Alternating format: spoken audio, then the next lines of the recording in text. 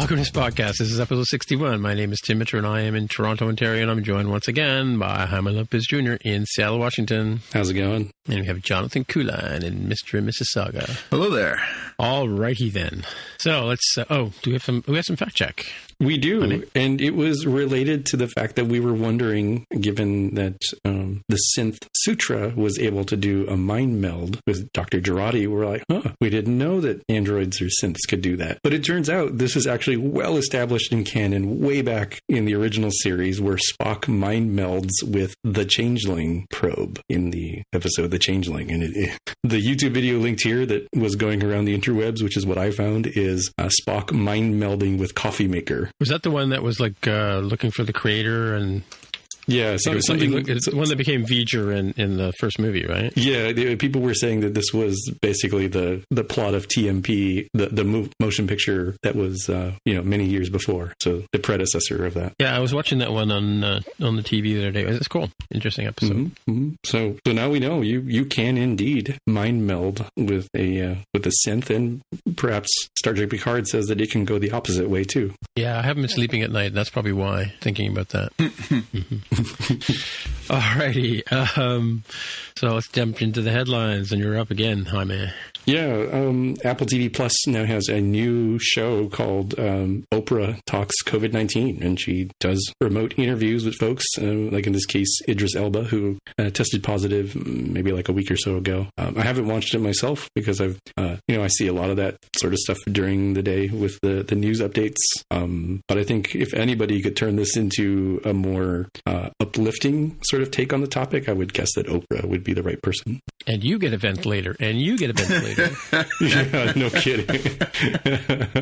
Yeah, for sure. It's weird to see all this sort of COVID. There's a podcast now called COVID something or other that I keep getting notified about every day, and it's like, like so and so likes this episode of whatever podcast du jour about COVID-19. Really exciting stuff. Like we don't have enough of it already, right? All right, what's next?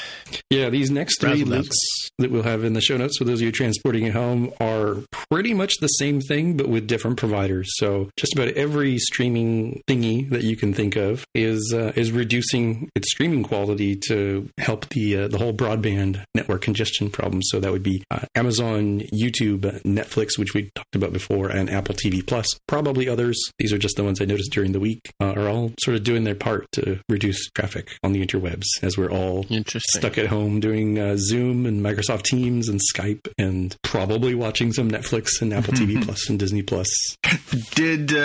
So I know we talked about this last week, and it was focused on Europe, right? That's where the things were coming down. Are any of these in North America as well, or? I'd have to check the individual links. I thought that some of these had made it the case worldwide, but unclear to me. Yeah, it says on March. This is written on March 20th. It says that so far streaming in the U.S. does not seem to be affected. Why are they picking on Europe though? Well, I think it was mandated, wasn't it? I think they were asked by. Oh, I see. Yeah, and I don't know if that was like in advance, like in terms of being thoughtful and diligent, or if it was reactive, right? Because the positive take on it would be, we want to make sure that there's not any issues and that business continuity is not disrupted, that people doing online classes, students aren't disrupted. The cynical take would be, or the pessimistic take would be, maybe Europe's infrastructure is so creaky that it really can't handle all these people being locked down at once. I don't know. That could be true too. Because either one could be, but I'm like, the United States isn't that good. We largely pay the most for the worst. Yeah. Or we're very close to it. So I'm surprised that we're not running into issues. Yeah. It does say here, decision comes after EU industry chief Thierry Berton called for on streaming platforms to help reduce their load on the continent's infrastructure. So, yeah, interesting. All right. I'm surprised it's not being done in the States, to be honest with you, the population you guys have. And on a cheery note, what's next? I hope it's cheery. It's still, it's cheerier, right? It's still related to COVID-19, but it's a more positive one. So the Disney Pixar film Onward, after only being in the theaters for like a week or two, is going to be on digital platforms. Well, it says today. What day was that? March 20th. So as of Friday, you could, rent and download sort of thing. And now it'll be on Disney Plus on April 3rd. cloud. So I guess if you really wanted to own it, rather than having it be part of your never-ending Disney Plus subscription, you could buy it now while it's still warm in the theater. And if you didn't, it was like, just wait and watch it with the kiddos on Disney Plus. Yeah. Aren't the theaters in the States closed like they are here in Canada? Yeah. And that's sort of the way the world is right now, isn't it? It's really weird. And I think last week we had talked about like, hey, here's some of these Universal movies that are going to go from theater onto streaming platforms or rental platforms. We talked about some that are going to launch on there. This one's kind of in between because it had just come out. Right. Yeah, I noticed that the Invisible Man's on the Disney box or the Apple TV box earlier today. That didn't have a theatrical debut, didn't it? I think it had just come out, didn't it? Yeah, it was like out, but it was only out for a very short while. It was the same with The Hunt, and there was Emma. There was a few of them that were like in the theater as recently as right before they closed, that are now available for rent and ownership. I guess. Right. And we've talked about there are going to be films coming out that were meant to be in the theater that are going to go right to streaming services. Do we know? I guess we'll find out. I mean, they've delayed a lot of the blockbustery stuff, right? They've the big stuff is definitely still. They're not gonna give away $1 billion at the box office if they can still get it. Yeah, there's a rom-com with Dinesh, what's his name, Kumail Nanjiani. Yep. That is going straight to Netflix, I think. Yeah. Oh, yeah? Okay. Yeah, because it's, I mean, I'm sure it will do, well in that capacity. It certainly wasn't a tentpole like Avengers or something of that caliber, right? It wasn't going to pull in like $1 billion at the box office. So I think it was a prudent financial decision to say, whatever, if Netflix gives us money for it, just cut your losses and call it good. Right.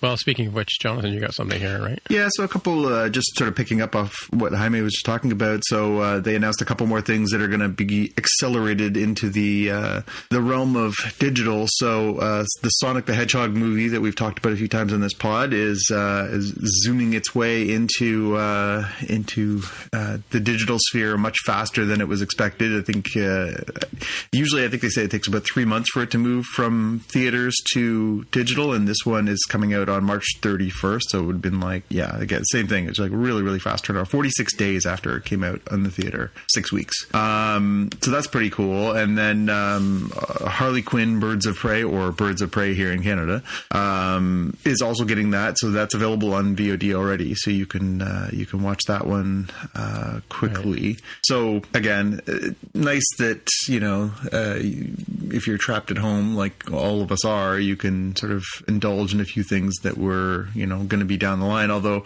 that's a fine notion, except it's going to run out at some point, right? Like they can only do that for so long, and you can choose to view it as, oh, isn't that nice, or oh, it's pretty cynical. They know you're trapped here, so they want your money. So yeah. By the same token, so on that same link that you've got there, I don't know if you see it there, but there's a domestic film exhibitor closures table. Mm-hmm. Over 8,000 AMCs, 7,000 Regals, 4,600 Cinemarks, all 1,695 Cineplex in Canada are closed, and then a whole bunch of various small places throughout, including Landmark Cinemas here in Canada, are all closed up. Yep, so it's pretty thorough now, the closure of theaters. Mm-hmm. And speaking of delays and postponements and closures, Wonder Woman 1984, one of the most anticipated sci-fi comic book movies of the year, has also now been delayed. Not really a surprise, I suppose. Like so many things, we sort of knew that it was coming. It was just a matter of when. And so unfortunately, we're not going to see this until they've actually given it a date, which I found a little surprising. We had, Black Widow, again, was another huge sort of tentpole movie that was coming, and that one's been delayed indefinitely. This one they've moved. It was supposed to come out on June 5th, and now it's coming out on August the 14th. So I guess the people at Warner Brothers know something we don't about how this is going to be resolved. Interesting prognostication. I mean, when you think about it, right, just if this continues on as a pattern, and unless the Academy makes a special exemption from their normal rules, we might be entering a world where your contenders for Best Picture are Wonder Woman 1984 and Sonic the Hedgehog. No. It's everything's gonna be fine by Christmas when all the Oscar buzz movies come out. Right. Well, there's also, don't forget, there's also the big film festivals throughout the year. Yeah. Like TIFF is supposedly like last week of August, right? And I'm sure there's other ones in Sundance and Venice.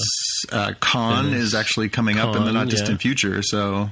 Or is it? Yeah, exactly. That's all hypothetical. Again, according to the very strict rules, you'd have Sonic the Hedgehog leading the pack right now for Best Picture, Best Animated Film, Best Score, like just everything. How many other films have come out this year? Not that many. But it's funny. I think about this a little bit, and I hadn't really thought of put it in the thoughts, but I'm going to do it right now. And that is that the writers' strike certainly affected the kind of TV and movies we watch now. Like that whole, the O.J. Simpson trial. The writer's strike led to all this reality TV crap that we watch now, right? And I'll tell you about it right after this, which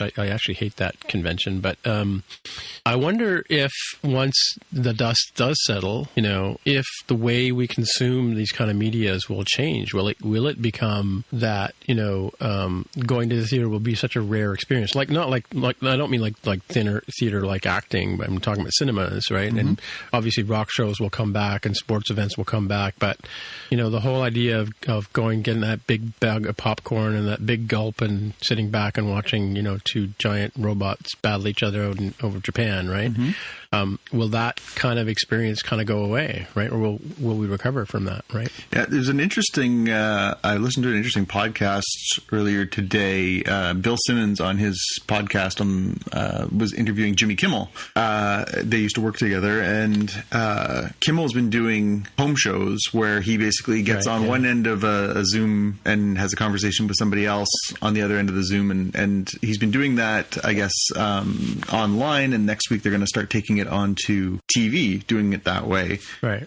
And really? It sparked a good conversation between the two of them about, how serious does this pose a threat to television as we know it, this COVID-19 pandemic, because there's been a lot of feedback that people are like, oh, this is actually a really interesting format. You get a little more time with people. You can do things, it's not as, disrupted. You don't need the whole studio setup and everything else. And Kimmel was joking, it's just a matter of time before they're like, you don't have to leave the house to do your job anymore. You really could see a trend in some of these things and people changing the formats. And, if a studio or a network doesn't have to pay for a huge studio to have a broadcast show, why would they? Yeah. So you're right. This could have a lot of sort of long-lasting implications across different types of media. Now, I was kind of wondering too when we would hear the sort of first, famous person come down with this, and I just stumbled across on the link you have there. Actor Mark Blum apparently has died of COVID-19 at the age of 69.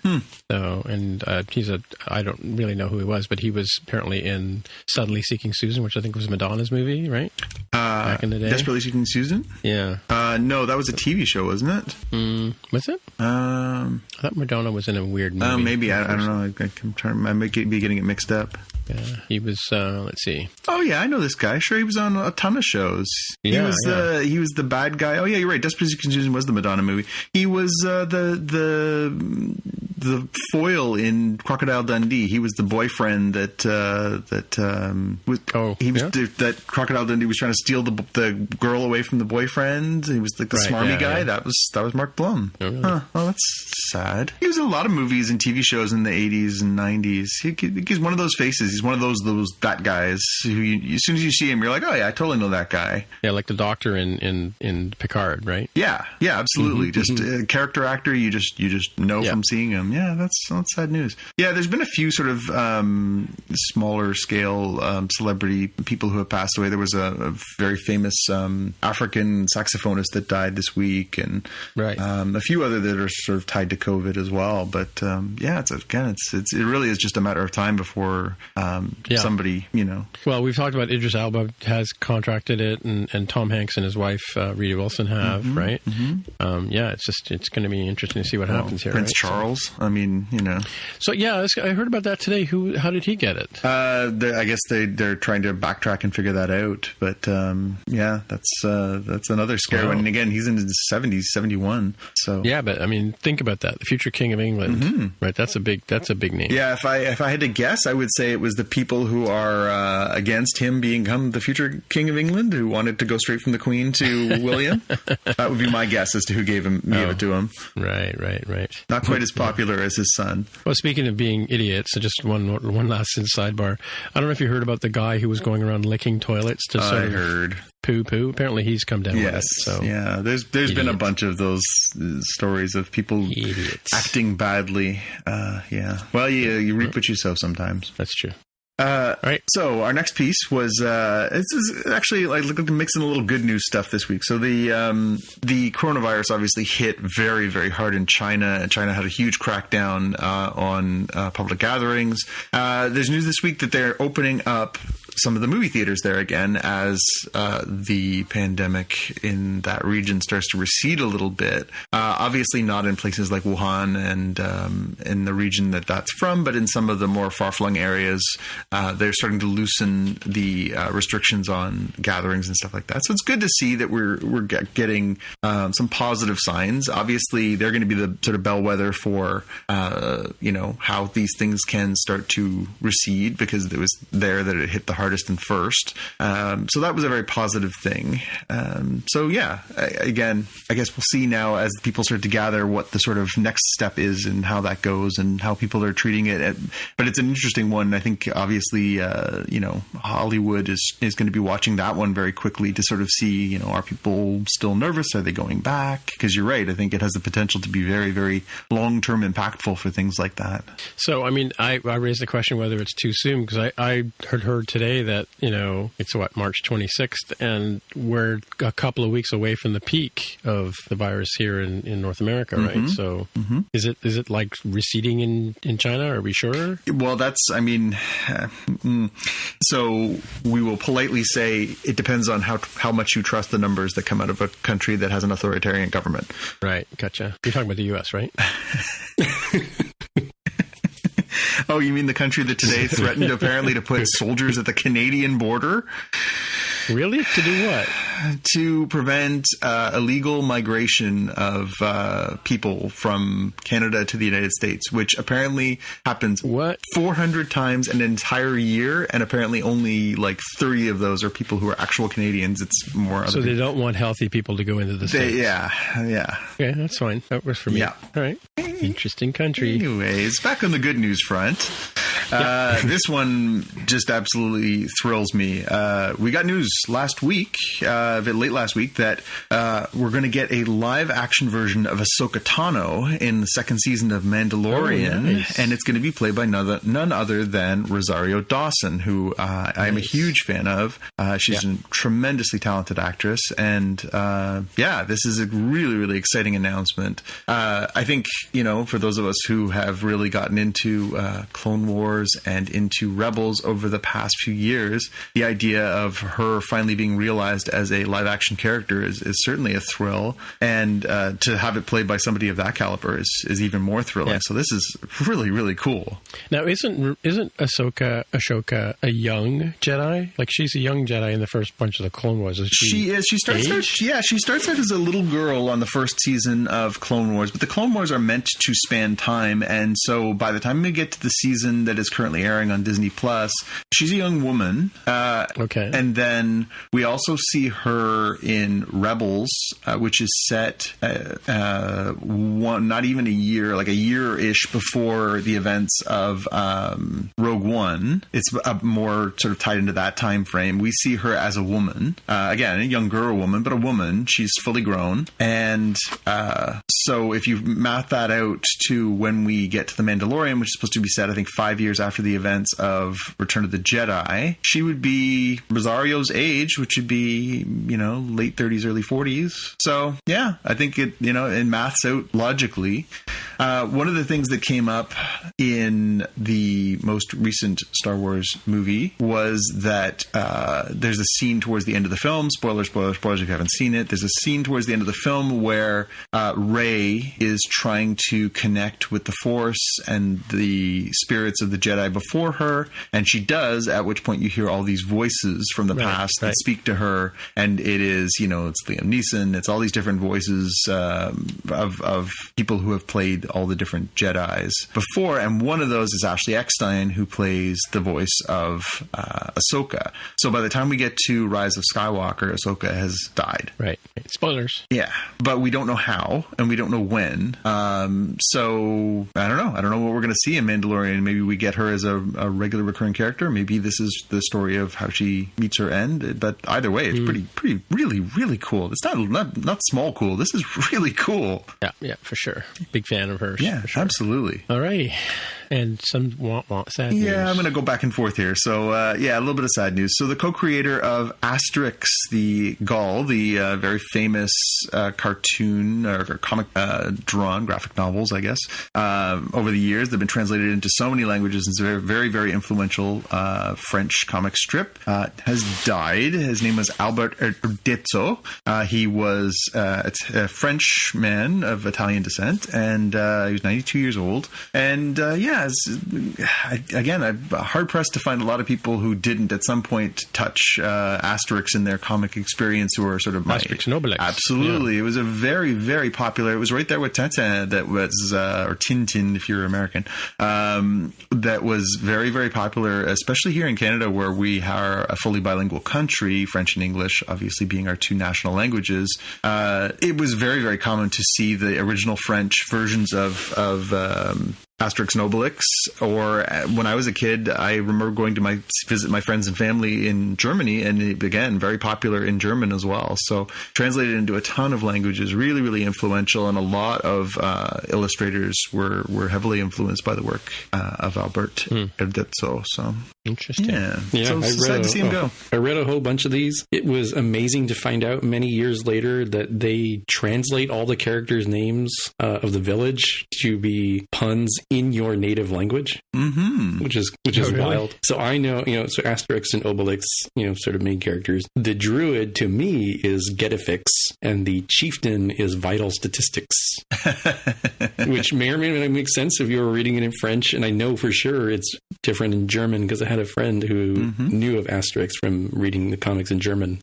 But they're Asterix and Obelix in American English? Yeah, it was all the Latin jokes that they put in the original one. Right? They did them in French, they did them in Latin. It actually did sort of rely on you having, again, back in the day, you would have had to take Latin class, right? So you was making all these little Latin puns and stuff like that. So right, gotcha. Yeah. I've even seen the live action movie, which I want to say has Roberto Benigni as a character, like as Caesar or something. I can't remember if that's actually true, but it certainly feels like it's true. Yeah, and it's again over the years, it's again particularly in Europe, but also worldwide, video games and all kinds of spin-offs and toys, and this was a very big franchise in a lot of parts of the world, and Albert was hugely influential. Interesting. Yeah, I never really connected the dots that I think the Disney afternoon TV show, The Gummy Bears, I'm pretty certain they're based on the premise is based on Asterix, because they have the gummy berry juice that makes them sort of invulnerable to the villains, and that's very similar to the potion from the Druids in Asterix. Absolutely. Next up, we got some more good news, so we're going to bounce back and forth. What? More good news? Good news! A trailer has been posted for the return of Red Dwarf. So, did they ever really go away, well, though? They haven't really gone away, you're right. But at the same time, it's always good news when they're going to do a new season, and especially in a time like now where there's a lot of, as you say, very heavy news. The news that we're going to get a new season of Red Dwarf is very cool. This one is really good. I don't know if you guys have had a chance to watch it. It's a very short trailer. It's only a little less than a minute. It is, it's called The Promised Land, and it is about something that was started at the beginning of the series. It's about what happened to the rest of the cat people related to Lister's evolved friend, Cat. So, Jaime, you may not obviously have had a chance to dip into Red Dwarf yet, but the idea is that this guy gets in trouble. He's on a mining ship in outer space. He gets in trouble for bringing his cat on board, so they put him into cryostasis as a punishment. But while he's in there, the entire crew gets killed in an accident, and the ship just keeps flying for 3 million years. Yeah. And so it's 3 million years away from Earth. And when he wakes up, his entire rest of the crew is dead, but his cat was pregnant and generationally has evolved over the course of time. And so now there's a person who is a descendant of the cat. The cats has evolved into a sentient race of people. And so we meet this one character, but obviously he wouldn't have been the only one. And so now we're going to circle back and find out what happened with the rest of the cat people. But I do recall in the show references to the other cats. He does reference them, yeah, but we never actually get to meet any of them. You sure? I don't think so. I don't know. I must admit, it's been a while since I've sat down and rewatched the whole thing. And there's so many permutations. It's getting to be like Doctor Who in terms of how many, but it's always the same 4 actors. They don't regenerate, Jaime. So and I saw the original Holly's in this too, which I thought was really funny too. Oh yeah. So they brought him back. Yeah. So So anyways, it's coming on April the 9th to Dave, which is a British network. I don't know. I haven't been able to see if it's playing anywhere here in North America, but I can't imagine it will take very long to get to the on-demand world or anything like that. So yeah, really good. Looking forward to seeing how they bring all that back together. I got a scoop. A scoop, you say? A scoop, yes. I'm scooping up some literature. No, apparently, or I guess, did we know this already? 7 of 9. There's a spin-off coming, reportedly, I just stumbled across this the other day, that, 7 of 9 character, everybody loves, her from Voyager, and also we're loving what she's doing in the kick-ass portrayal in Picard. They're talking about spinning off a series with Jerry Ryan in 7 of 9. So whether it's going to happen before Picard or after Picard, who knows? But that's what we have to look forward to. Yeah, I hadn't seen this prior to you posting that. Right. There's apparently there's going to be like a trillion different Star Trek series, which is, I guess, good news. Mm-hmm. I think having now, and we'll certainly get into this in the main part of our show, sort of how it all plays out for 7 of 9. I do think there's a lot of ground to cover with that character. I guess the question is, the impression you're left with on Picard is that she's sort of part of that world now. So it'll be interesting to see how they spin that out. Right. Okay. Next up, Next up, and this is for the Americans because we normally have to pay for CBS All Access. So if you have been holding out and you have been holding out long enough where you also have not seen Star Trek Discovery's first 2 seasons, well, the fine folks over at CBS All Access via Sir Patrick Stewart are giving you a gift. So starting today, which was 2 days ago, through April 23rd, you can sign up and watch for free CBS All Access in the US with the code GIFT. You can end up watching. So does it not apply to Canada? Because I was talking to some friends today who don't have Crave, and they have to wait till tonight to watch it, like Thursday nights as we record. Can they not take advantage of this, I wonder? Do you even have CBS All Access over there? Yeah, we do. There's a Canadian version of it, and because you can't. I don't think we can we watch Discovery right now, Jonathan? I don't know if there's a service like maybe on Space, whatever Space has become CBS. No, CTV Sci-Fi. CTV Sci-Fi. One of those. Sci-Fi. I don't know if you can stream it on there, but Discovery's still on Crave, right? But as far as that's what I'm saying. But people don't have Crave, right? Yeah. No, I don't know. I don't know. I'd have to look at Rogers On Demand and see if it's on there. So off the top of my head, it is on Crave. Couldn't tell you. Okay. But yeah, I think because CTV owns the Sci-Fi Network and they also own Crave, Bell does, that is the master company. It makes sense that they would keep it exclusive there. Yeah. So I get a sort of limited Crave on my because of my Bell internet, right? So that's how I've been watching Star Trek Picard, because I get it as part of my internet package, right? Because my TV's not with Bell. Is your TV's with Rogers or Bell, John? I'm with Rogers still. And so you're paying for HBO separately, or yeah, or through Rogers? So originally it was free; it was part of my package, and now it's just tacked on as a $20 a month fee on my bill, which is what everybody else pays. And that gives you access to Crave, right? Access to Crave with HBO Plus, which is very strange because that makes my head hurt because you just said that Crave's owned by Bell. Well, maybe call your service provider and find out. I guess as long as money 20s. No, I do get it. I get I get a version of it for free as part of my Bell 5 thing. Right? Yeah, so you get the $10 version, right? Not the $20 version. Yeah. So that's the deal, I guess, is that if you have the package, you get the... If only there was a way I could watch shows. If only there was a way. If only there was a way. All right.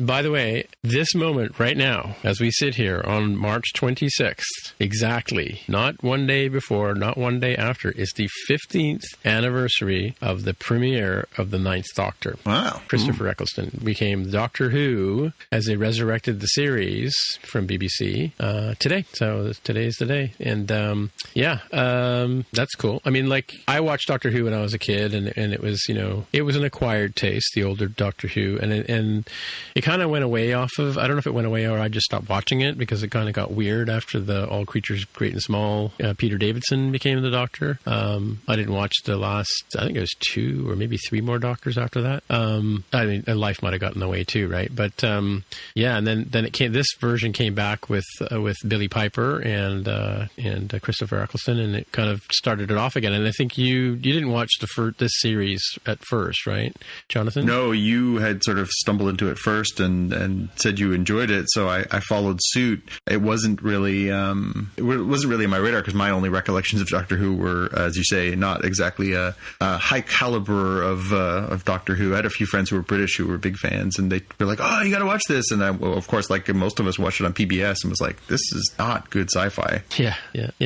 Imagine, if you will, Jaime, Harry Potter with really bad video effects and green screens. That's kind of what Doctor Who was back in the day. Like how far are we talking? Because when I've seen the stuff that you guys have shown me, I'm like, it's like, what if Star Trek, but with original series, but with somehow even less budget? Like they aspired to be. Yeah, that was kind of the thing. Yeah. Hollywood at least had something. It's funny. I was watching an episode of the original series the other day. I forget which one it was, but the technical dialogue was so campy. Like I used to be, when I was a kid, I was really impressed, and I think everybody was impressed with the sort of science that was in there. But in retrospect, it was pretty corny kind of dialogue that they were throwing in there, right? So kind of how you and I feel about hackers, and when they portray hackers and developers on TV and in movies, you kind of look at them and you just cringe. Like, I don't know about you, but every time I watch Jurassic Park and that little girl goes, "Oh, this is Unix. I know Unix," and she's clearly looking at a 3-dimensional GUI, right? That's not Unix, Yeah, Unix don't have no GUI initially, right? Anyway, prior to jumping into Series 11 with Jodie Whittaker, if you'd asked me on the street, 5-10 years ago, and I'm probably horribly wrong on these dates, don't hold me to them. If you'd said, "Hey, what does Doctor Who look like?" I'd say, "Oh, it's David Tennant or possibly Matt Smith," is around the time that I started becoming aware of Doctor Who. Yeah.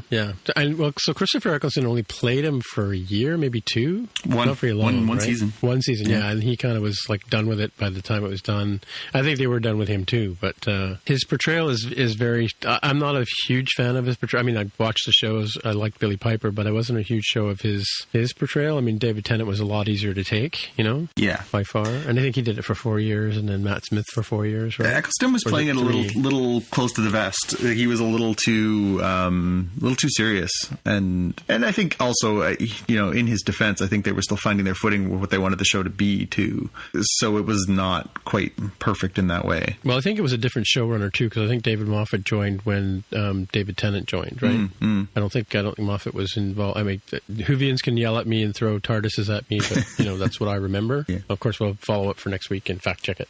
Speaking of real-time follow-up, I just checked, and there is no Discovery on Rogers On Demand, so I don't know if there's anything similar on Bell, but it's certainly not available here. Yeah, so that's what I was sort of saying. Like, if CBS All Access is going to give Canadians a free month, I mean, it sounds like something they're doing just for the whole COVID-19 thing as well, right? Since they've got a captive audience, as it were. I wonder if they give it away, but you have to give them a Visa card number in case you forget to cancel it after the end of the month. It's usually like that. Yeah, it's kind of like Apple TV Plus will. Yeah, you start charging you after the free year is up. Mm-hmm. Right. You can cancel anytime you like. You just got to remember to cancel. Alrighty. Speaking of free stuff. Yeah, this was breaking news to me as I was going to go eat my dinner. I get this email from YouTube TV, and it's like, hey, guess what? You're getting Epix, EPIX, for free for the next 30 days on your YouTube TV subscription. So what is Epix? Epix, I was wondering that myself, and I said, I think they do movies like Stars or Showtime, HBO, but apparently they also have some original content as well, like a series called Pennyworth, which apparently is a younger Alfred Pennyworth, the butler of Bruce Wayne, Batman. Yeah, that was on TV here. Yeah, they rebroadcast that here on one of our cable channels. Yeah, it's a British show, right? Is it British? I think it's set in Britain because Pennyworth is. Yes. I watched pretty much all of it. It's interesting, Pennyworth. Definitely worth watching, but I stopped watching, what was the other, Gotham? Is that the one that they did? Oh, yeah. Yeah, I stopped watching that one about 2 seasons in or so. But this was worthwhile watching, and kind of it's the origin story of Alfred, right? But a bit strange, when you can. I mean, a bit strange when you plug in this character into who Alfred is from Batman as we know him, right? And I'm talking about the original 1966 Batman. Anyway, all right, it's that time, folks, where we have arrived. It is time for us to break down Star Trek Picard. In fact, we're going to break down the entire series, so just sit tight, strap in. But this one is covering Star Trek Picard Season 1, Episode 10, the big finale, Et in Arcadia Ergo Part 2. Take it away, Jaime Lopez Jr. Yeah, so we start right off with Narek finding the Borg cube. So okay, wait, you have to read the captions as you go through this, because they're funnier than you describe.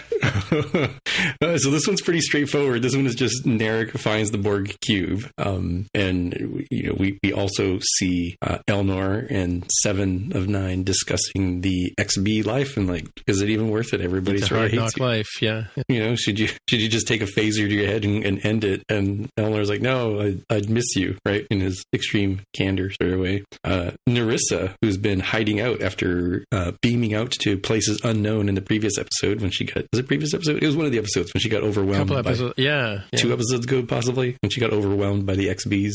Apparently she found... I thought she was beaming out to like one of the ships, right? I thought so too, but apparently she just found another place to hide within the cube. Scooby-Doo style, she pulled a candle somewhere and went behind the door. I thought that too. I thought that when she beamed on one of the ships, not elsewhere on the cube. I mean, I was so happy when she got attacked by the Borg and they had overcome her, right? And she was down on the ground, right? And I guess she had like an escape bracelet on or something. Or what are those hologram? What's the thing that the Doctor used to wear in Voyager with the mobile emitter? Mobile emitter, yeah. Sort of were like, those tracking things that they put on them, right? Kind of thing. Yeah. I mean, we saw in Star Trek Nemesis the portable transporter thing, right, yeah. that got, the Data sacrifices himself by giving it to Picard to get him off the scimitar. So I just sort of mentally said, oh, maybe it's super common. You buy them at Walmart in a pack of 10 and you hand them out to your friends and family. Let's see, where was I? So Narissa finds Narek, and we also end up seeing that Soji has come to talk with Picard and Dr. Jurati, and Picard's really pleading for Soji, like, you got to stop the construction of this beacon, right? You can't turn into what the Romulans feared you were going to become. You have a choice. You don't need to do this. And she's like, she's fully bought into this idea of synth life. It's like, hey, you're just going to try to wipe us out anyways, so maybe we should stop that first. And we switch around to Narek and Narissa talking more, and Narek's like, look, like I accomplished this task, right? Like, here I am, the Jat Vash washout, and I've done a pretty good thing. I've killed one. He claims he's killed a synth.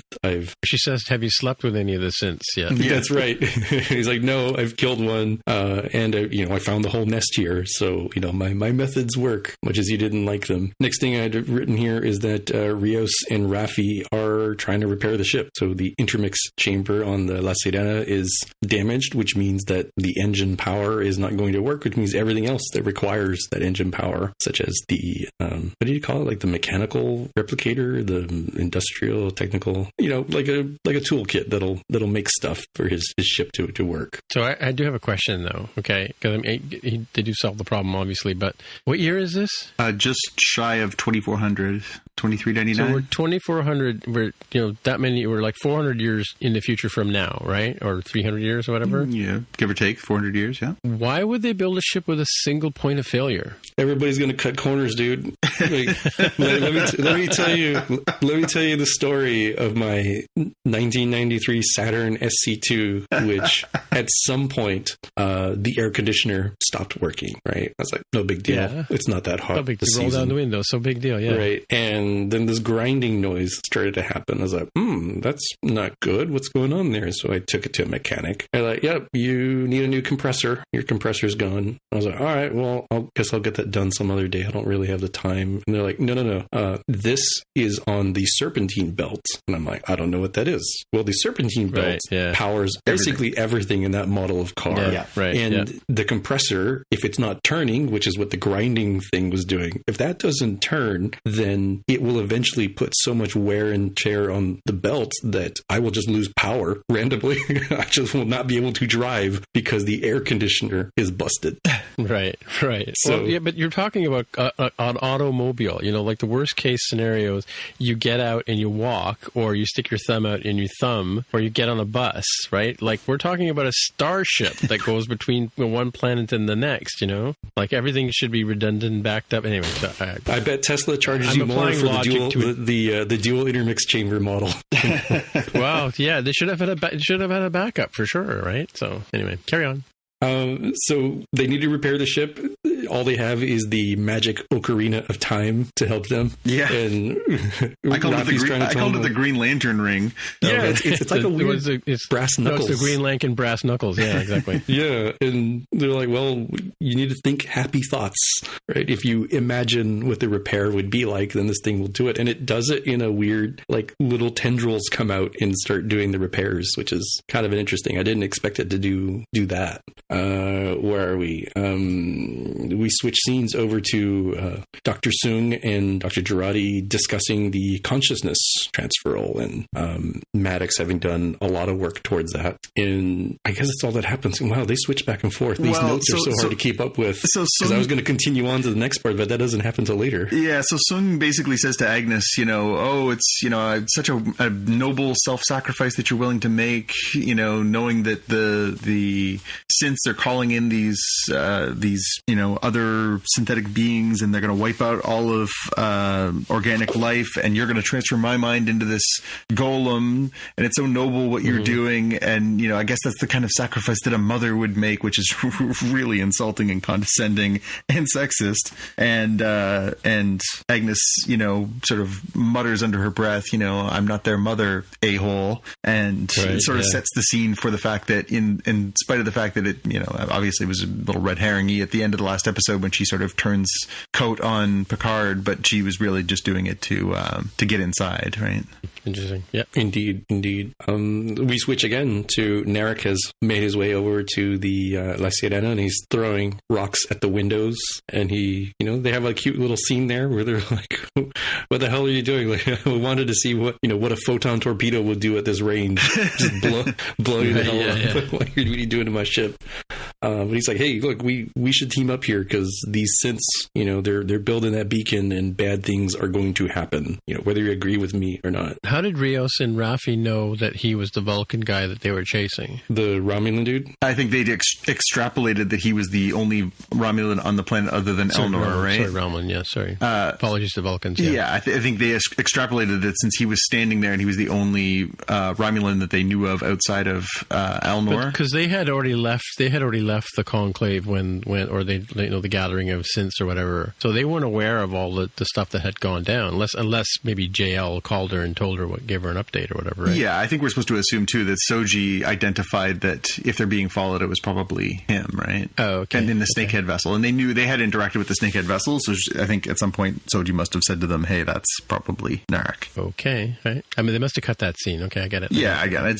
It's probably an extraneous scene you didn't need at some point for somebody for a close-up of Soji during the fight when he's attacking them, saying, "Oh my God, it must be Narek." Like, oh, and by the way, who I slept with accidentally. And let me give you more backstory. Yeah, I did like the line about in this scene too about I've got a bag full of grenades and I'm throwing rocks. Yeah, it could be throwing the grenades, exactly. So they decide to try communicating with Picard, but he's not. Believe it or not, he's not at home. Because as we know, once the group separated, he actually ended up getting arrested by the synths. Mm-hmm. And I really missed a gap here while so much was happening. I guess Elnor must have met up with them, or they met up with Elnor and company. So Elnor was very unhappy to see Narek. Yeah, there's a scene. It happens very quickly at the very beginning when you see Narek is leaving the cube through the same portal we've seen people come and go in. He walks out the door, and then you see Elnor very quickly slip out the door after him. It was only on for 4 or 5 seconds on the screen, right at the beginning of the episode when Narek loads up his bag full of grenades and leaves. We see Elnor follow him out the door. So I think the idea is that he's been tracking him. Okay. My memory was really poor. I'm like, wait, did he end up at the cube and in forgetting, or maybe I just didn't see because I was eating lunch at the same time. Face down in my salad and sandwich. Maybe I didn't see Elnor slip out. So the next thing is Dr. Jurati is talking to Dr. Soong about stuff that's happened. While he is in the. We'd asked this last time, like, how come they didn't look at the synth's memory? And it turns out it's not as easy as just making a time machine backup or a carbon copy cloner kind of thing. Like, it actually has some effort to it to extract it.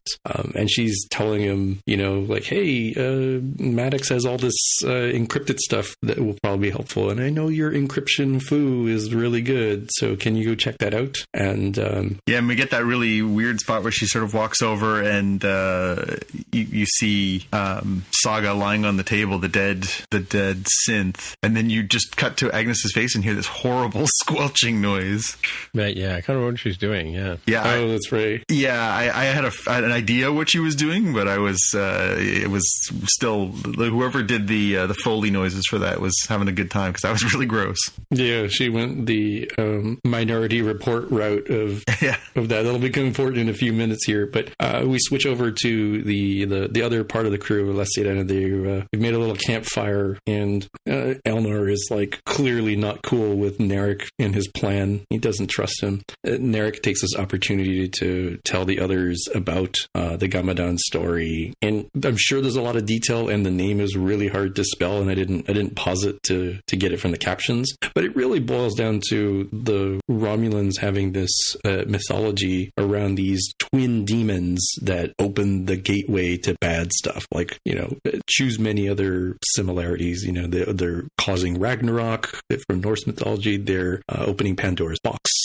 You can see patterns, or at least that's what I saw there. Yeah, the biblical end of days. Yeah. Yeah.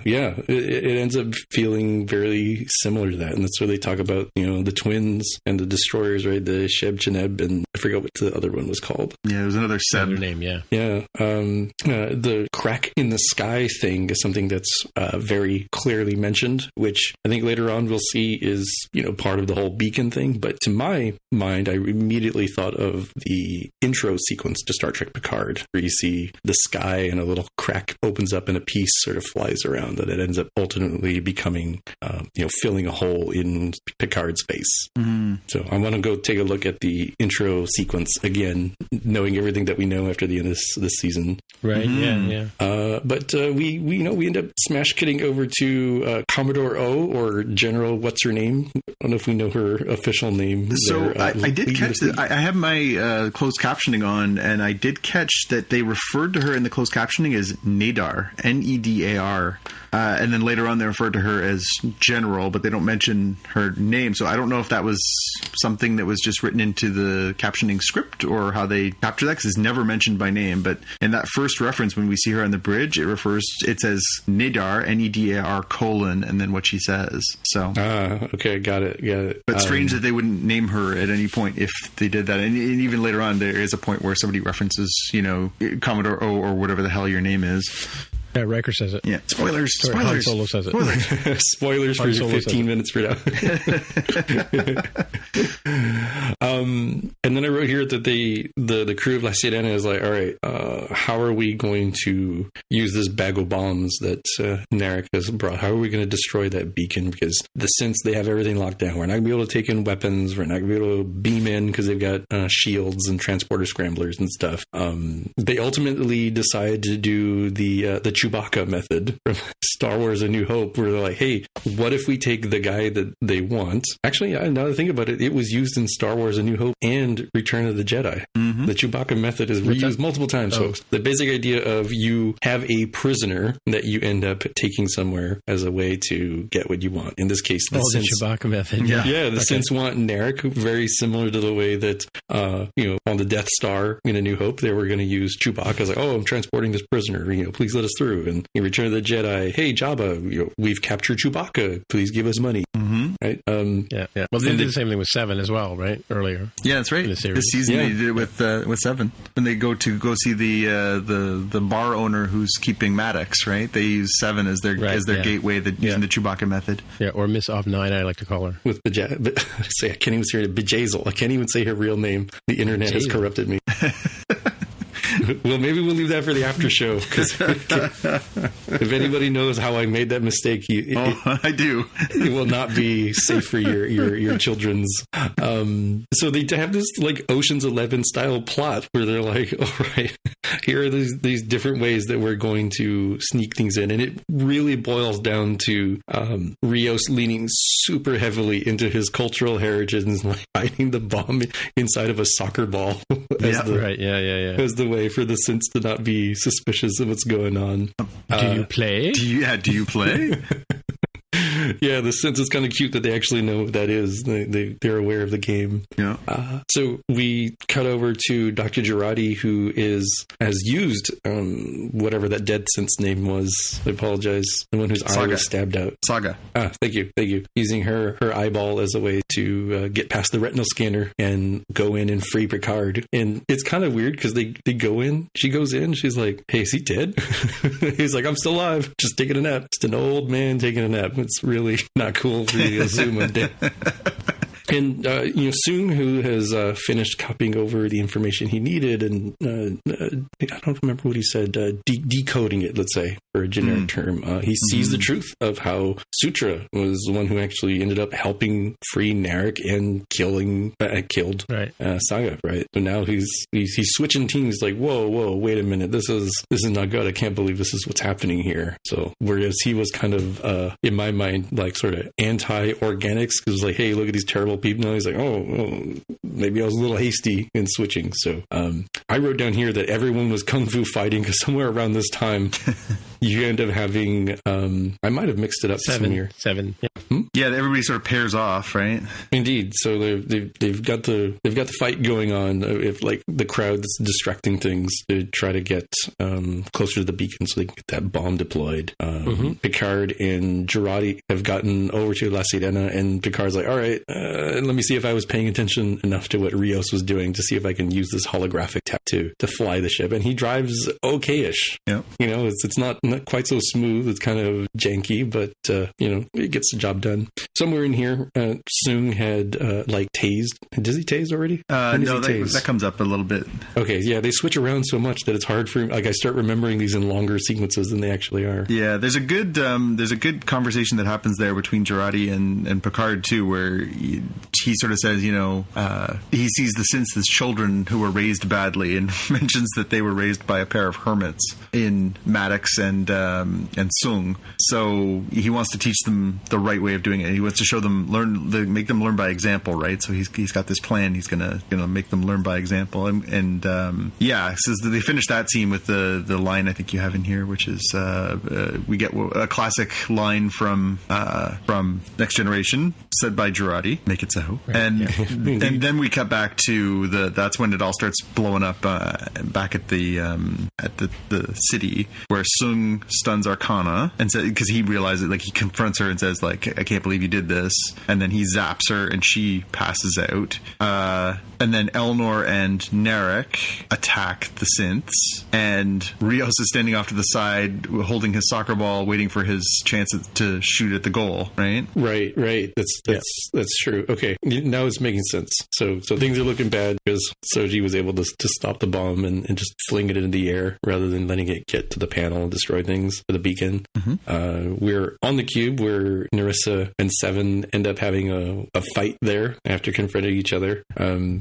Similarly, we have the Romulan fleet arrives and pews the Orchids. So that's sort of going on in orbit. Here's another part I'm confused about. So Picard and Jurati are in La Serena, and they're up in space facing up against these hordes of Romulan ships, right? Mm-hmm. They send up the Orchids. The Orchids bypass Picard and Jurati and go after I just want to point out, that seemed kind of weird. Like, why, if Jurati and Picard are escaped captives of the people of the synths, and they're on this ship, which is, not even a Federation ship, how did they manage to, like, escape the voracious Orchids? Can I just throw in there that you're trying to establish logic in a, like, giant flying flowers? Same reason as the earlier question. I I sat here and I went, why are they not? Okay, never mind. Yeah. Well, I guess it depends how it works, right? Like, it's unclear, these Orchids,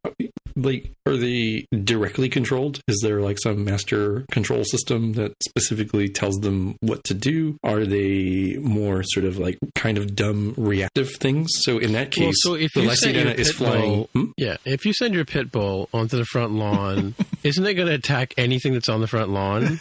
We don't know that they aren't intelligent flowers. Yeah, and I think of them as being kind of like Venus flytraps, where even if there's nothing there, if you just sort of poke at the, like, little whiskers that they have, they'll close up, right? Eventually it thinks that, like, a little tasty treat is there. In this case, I didn't see Picard using any evasive Orchid maneuver. Well, it kind of depends on how their defense system works. Like, is it only for things attacking and not trying to prevent things from leaving? Oh, maybe. Right? So Lysidana is flying in the opposite direction. It's actually becoming less of a threat to them. It's because they were wearing white hats instead of black hats, right? Well, to be fair, the reason it went after them the first time was because they were engaged in the fight with the snakeheads. So they were shooting at each other. So maybe they perceived that as a threat, and they went after both of them. This time they weren't shooting, so maybe they weren't the threat. Although the Romulans weren't shooting until they showed up. So again, maybe they're set to attack things that are shooting at them. I don't know. Or directional, right? Because again, even if the Lysidana was pitbull and the front lawn, I'm sorry. I mean, sometimes pit bulls do silly things. They'll be, like, super scared of something that they have no business being scared of, and be really angry at something they have no business being angry of. So that's how I fill in the gap in my head here. I like Tim's pit bull on the front lawn theory. That's a good one. So while the big pew is happening with the Orchids and the Romulans, we see more of the fight with Seven and Narissa, and in a full "this is Sparta" moment, Narissa gets kicked off the edge of the catwalk into the abyss. Can you do your best impression of "This is Sparta," but the line from the show? This is for you. This is for you. It's got too many words. It has one extra word. You gotta squish together "for you" into one word. This is into Sparta. This is for you.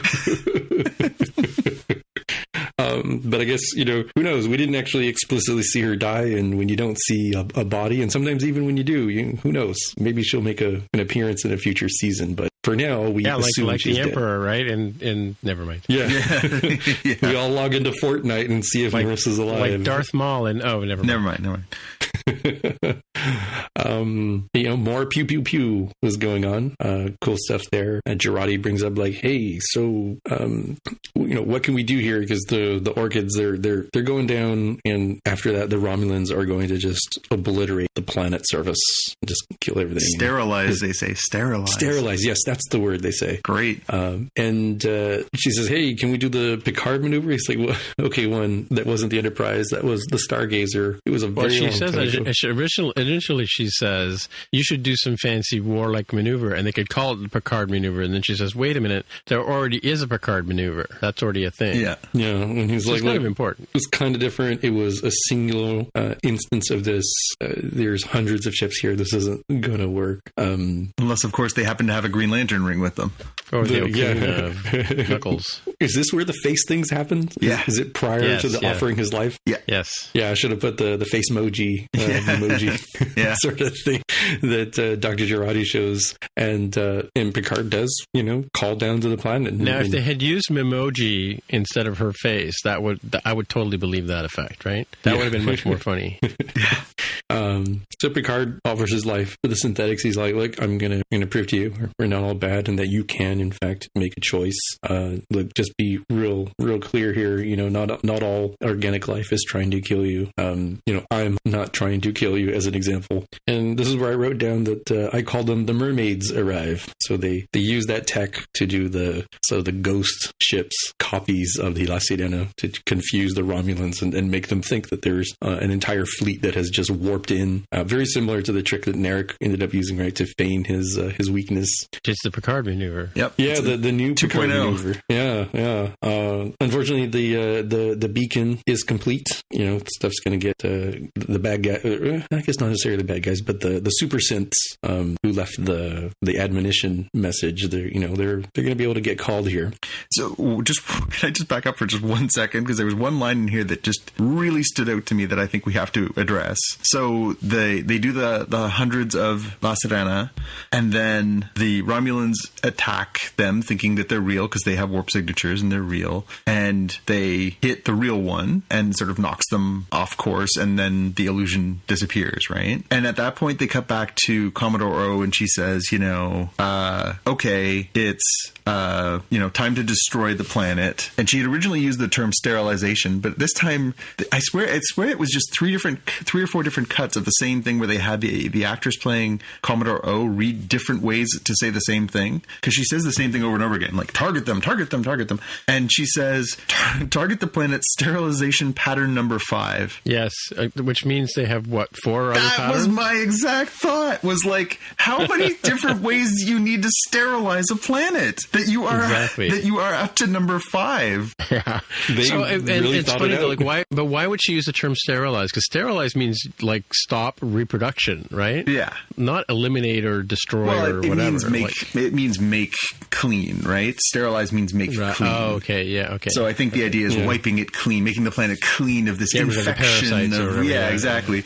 But I as soon as she said number 5, I was like, there's 4 different ways to do this before they got to this one? Yeah, you and I have seen too many movies together for sure. Yeah. By the way, the actress's name is Tamlyn Tomita, and she was from Karate Kid 2. That's right. Yeah, we talked about her. Yeah. That's right. Yeah. So it does make me wonder if they mentioned a number, or if this happens to be the same pattern. If you remember when the Tal Shiar and the Obsidian Order in Deep Space Nine tried to go do the same thing, sterilize what they thought to be the Founder's homeworld. Right. Yeah. And they blasted the heck out of it. And then they're like, wait, there's still all this stuff that's alive. How is it possible? Don't they all live in buckets, though? Don't they all live in buckets, the Founders? Well, they weren't on the planet anymore. Yeah, they weren't on the planet. If they were, I just remember used to live in a bucket, right? Yeah. But they also had the Great Link. It was like a big lake. Right, yes, the big ocean of them, yes. Mm-hmm. But they were using like sensor ghosts of some sort. So even after the Romulan and Cardassian fleet had obliterated the planet crust, I want to say, it would still appear as if there were a whole bunch of changeling life forms there. And it turned out it was just all an elaborate trap from the Dominion. The Jem'Hadar ended up blowing the heck out of that fleet. So my larger point was that also pattern 5, or was that one of the previous 4? Well, maybe this is set in the future. Maybe that's why that one didn't work. So they had to move on to pattern number 2, 3, 4, and now 5 to make sure they got their sterilization techniques right. Yeah, right, indeed. They're trying to flatten the curve, right? But before the Romulan fleet can do anything, everything, finally, just in time, Starfleet arrives. And who's leading there but acting Fleet Captain Riker shows up in the Zhenghua, and it's really freaking cool that he arrives. He's like, look, I have a whole bunch of these ships. This is the best. I can't remember exactly what he says. Basically, this is the fastest, toughest, most powerful ship in the fleet. Which and I've got Commodore a whole bunch of them. wouldn't know because she was like Starfleet's top security person. She wouldn't know the stats of this. Anyway, I guess I would still remind anyways, like, hey, remember when you signed off on us having these badass weapons? Like, I'm turning them against you. Yeah. As you know, yes. Sure glad you told us we should put double the photon torpedo launchers on the front specifically for this reason. Right. You know, and I can't remember if this happens before or after, but I'm just going to put it in here. And we learned that the Treaty of Alderaan is still going on, right? Mm-hmm. It's still actually active, even though we've wondered with the fractured Romulan Star Empire and the Romulan Free State and sort of, you know, loose cannons like the Tal Shiar and Zhat Vash with, you know, what's going on. But apparently, so when was that treaty from? Like, what lore of Star Trek was that from? TNG, I think, is when they first mention it in reference to the Tomed incident, which has never been on the screen. Yeah, so it was the agreement that ended the Earth, or the Federation Romulan War, right? Right. Okay. And it predates TNG. What was that series with Leonard Nimoy and Picard? Was it called Resolution or? Oh yeah, the Resurrection and yeah. No, something. Yeah. Carry on. I'll look it up. Series, or do you mean the 2-part episode Reunification? Reunification. That's it. Yeah. Yeah, when Spock shows up. Yeah. Right. Yeah. So we learned that there is actually, like, you know, Starfleet, the Federation and the Romulans do actually have that treaty in place, which implies that Starfleet can't use cloaked ships, because it's sort of been a long time question in this series. And the Romulans were like, look, we lay claim to this planet that we found, right? We found it. We have decided we are going to blow it up. And Riker's like, no.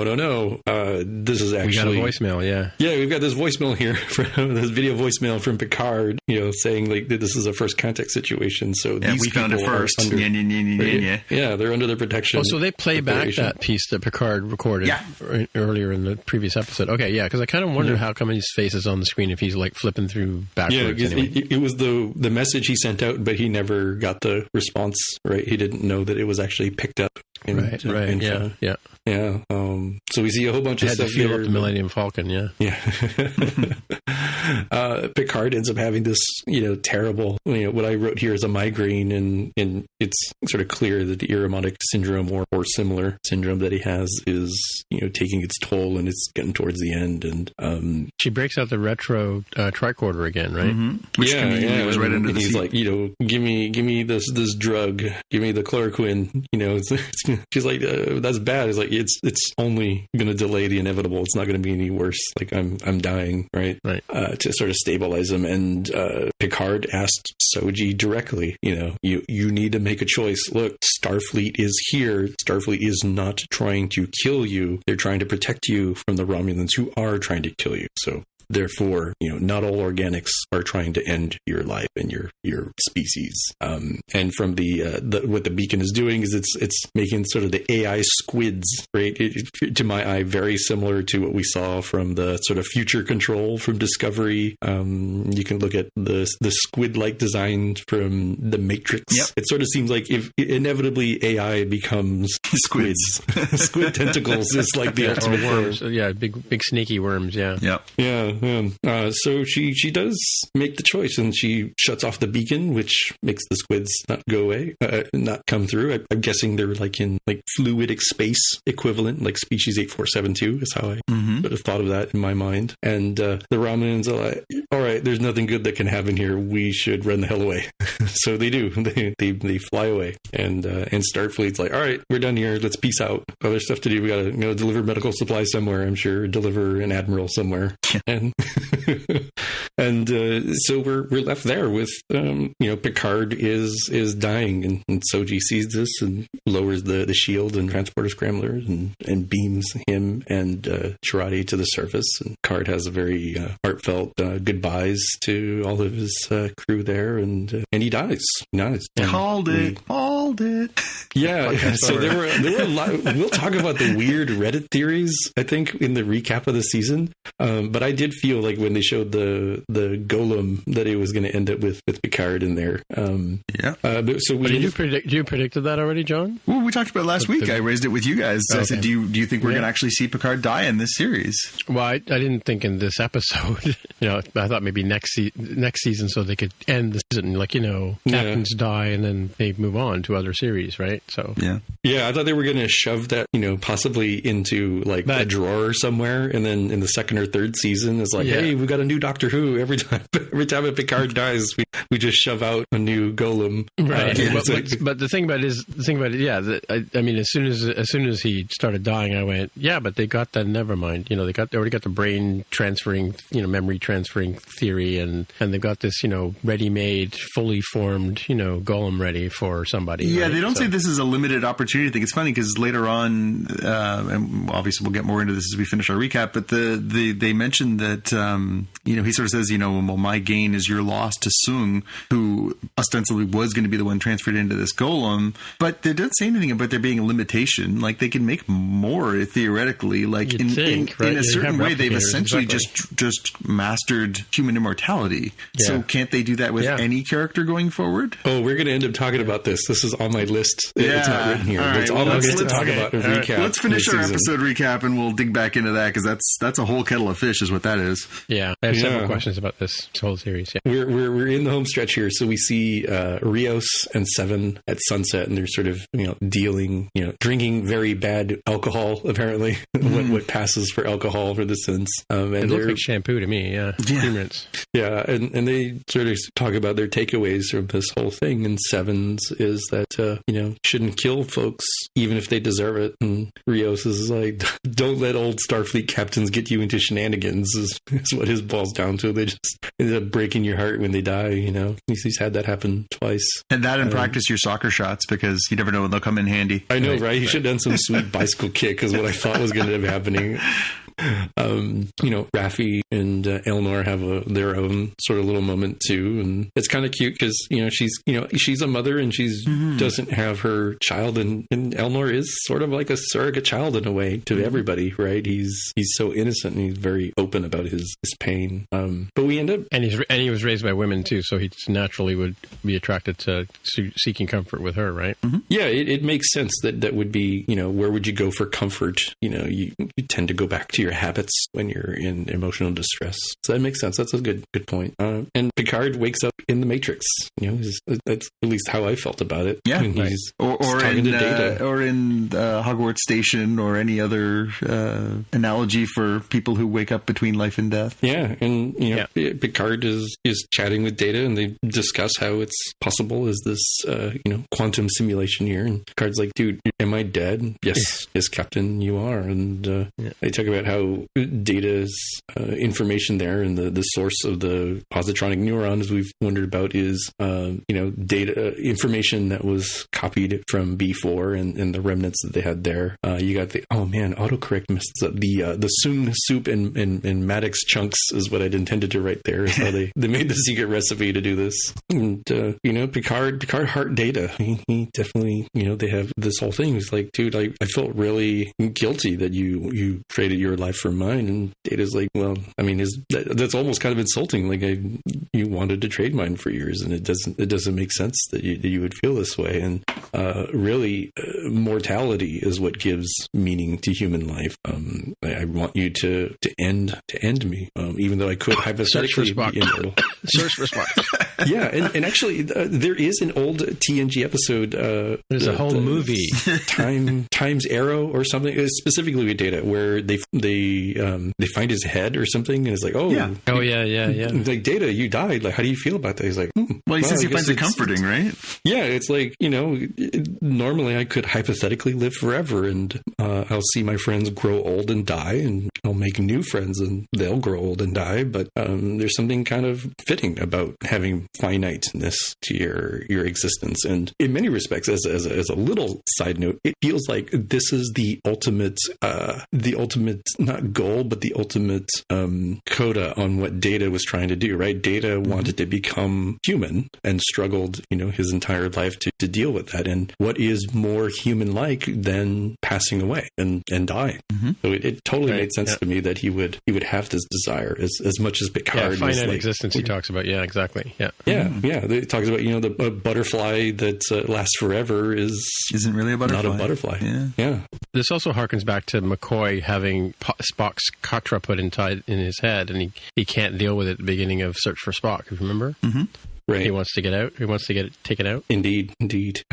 So what I have called Picard 1.1 patch release awakens as Picard walks out into the light from the quantum simulation, and it's the Golem version of Picard. So Picard's mind has been transferred into the synthetic body, and as I wrote here, he has gone full Charles Xavier, which is interesting. If you follow the X-Men series movies at all, spoilers. He died.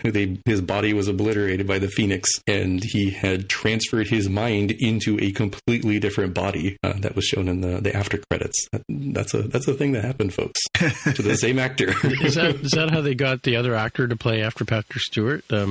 I don't remember how the continuity works. I don't believe so, because McAvoy was supposed to be a younger. Yeah, I was going to say it's a prequel. Yeah, it's the prequel sequel thing. Yeah. And they, around the breakfast table, they're telling Picard what happened here, right? So they made the Golem look like him, so we would be more comfortable to him than his normal body. Wrinkles and all. We'll come back to that. Yeah, it's like they didn't give him the bodybuilder build. They didn't give him like a Fabio with tons of hair. 24-year-old Picard. Yeah, exactly. Yeah, and the other things they made him mortal. He has a sell-by date that if he didn't have the Irumodic syndrome, how much longer would he last? 10 to 20 years, let's say, right? Because he's like 90. Because he does say, "Did you make me immortal?" Exactly. Right? What a missed opportunity! They could have had Tom Hardy play him in the second season. I was going to say the same thing. He's not busy. No, what's he doing? And so they honor Data's wishes, right? They start shutting down the quantum simulation, and what we see in the Matrix view is that Data is aging and with an image, I guess, of a younger TNG era Picard. They have a final moment, and Data dies after aging. He's gone, dust in the wind. As they're doing that, they're playing Blue Skies, which of course is where we started the season, and then also ties it all together. And I've put a link in the notes here that that version of the song is being sung by Isa Briones, who is the actress who plays Soji. Oh, really? I didn't know that. Mm-hmm. Yeah. I knew that song had meaning from Nemesis, where he, I believe, sings it at the wedding of Riker and Troy. Yep. Let's see. So we end up seeing the La Sirena crew together again. I think just about everybody's on there. You have Seven on there. You have Rios. You have Girardi, who has completely avoided murder charges. And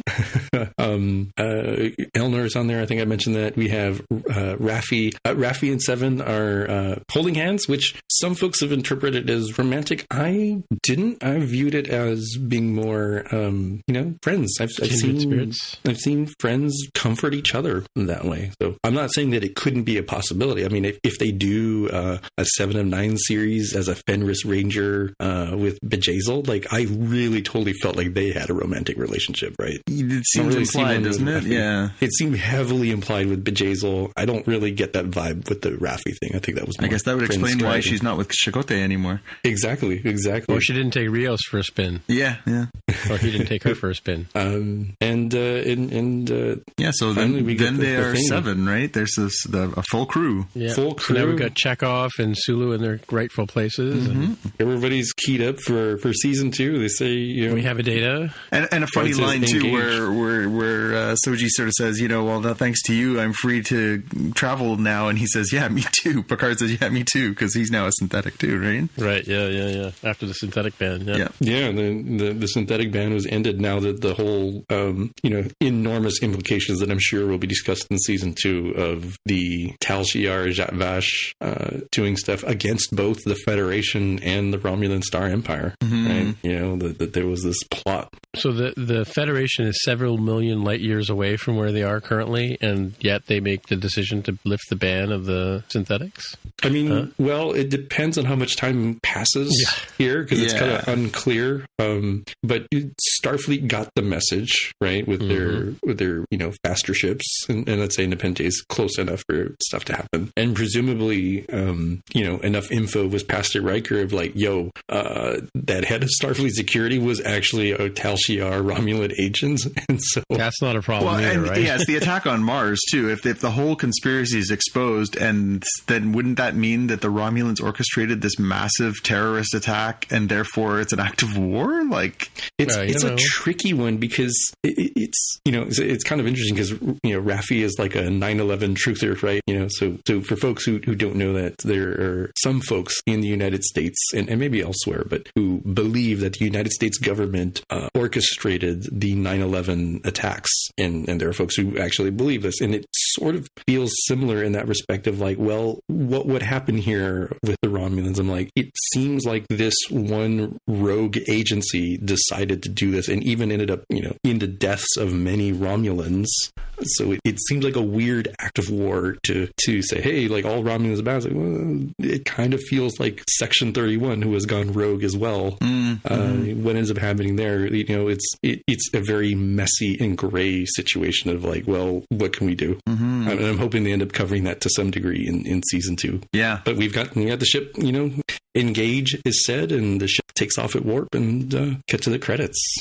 See you in season 2. Yeah. So let's sort of circle back with it. I got a couple things about this episode, and then we can do our sort of overall impressions of the season. But strange that we never circle back to Arcana or Narek, or sort of a comeuppance, or some sort of repercussion for their actions.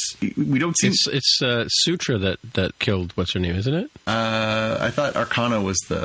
I thought Sutra was the gold no, you're one. right. Yes, you are. Yes, you are right. That's right. You're right. It's Sutra. So we never get it. Like, so are we supposed to infer that when Soong presses the button that he deactivates her? Because that would be, I guess, a more fitting comeuppance for her actions, is that she is then deactivated for having.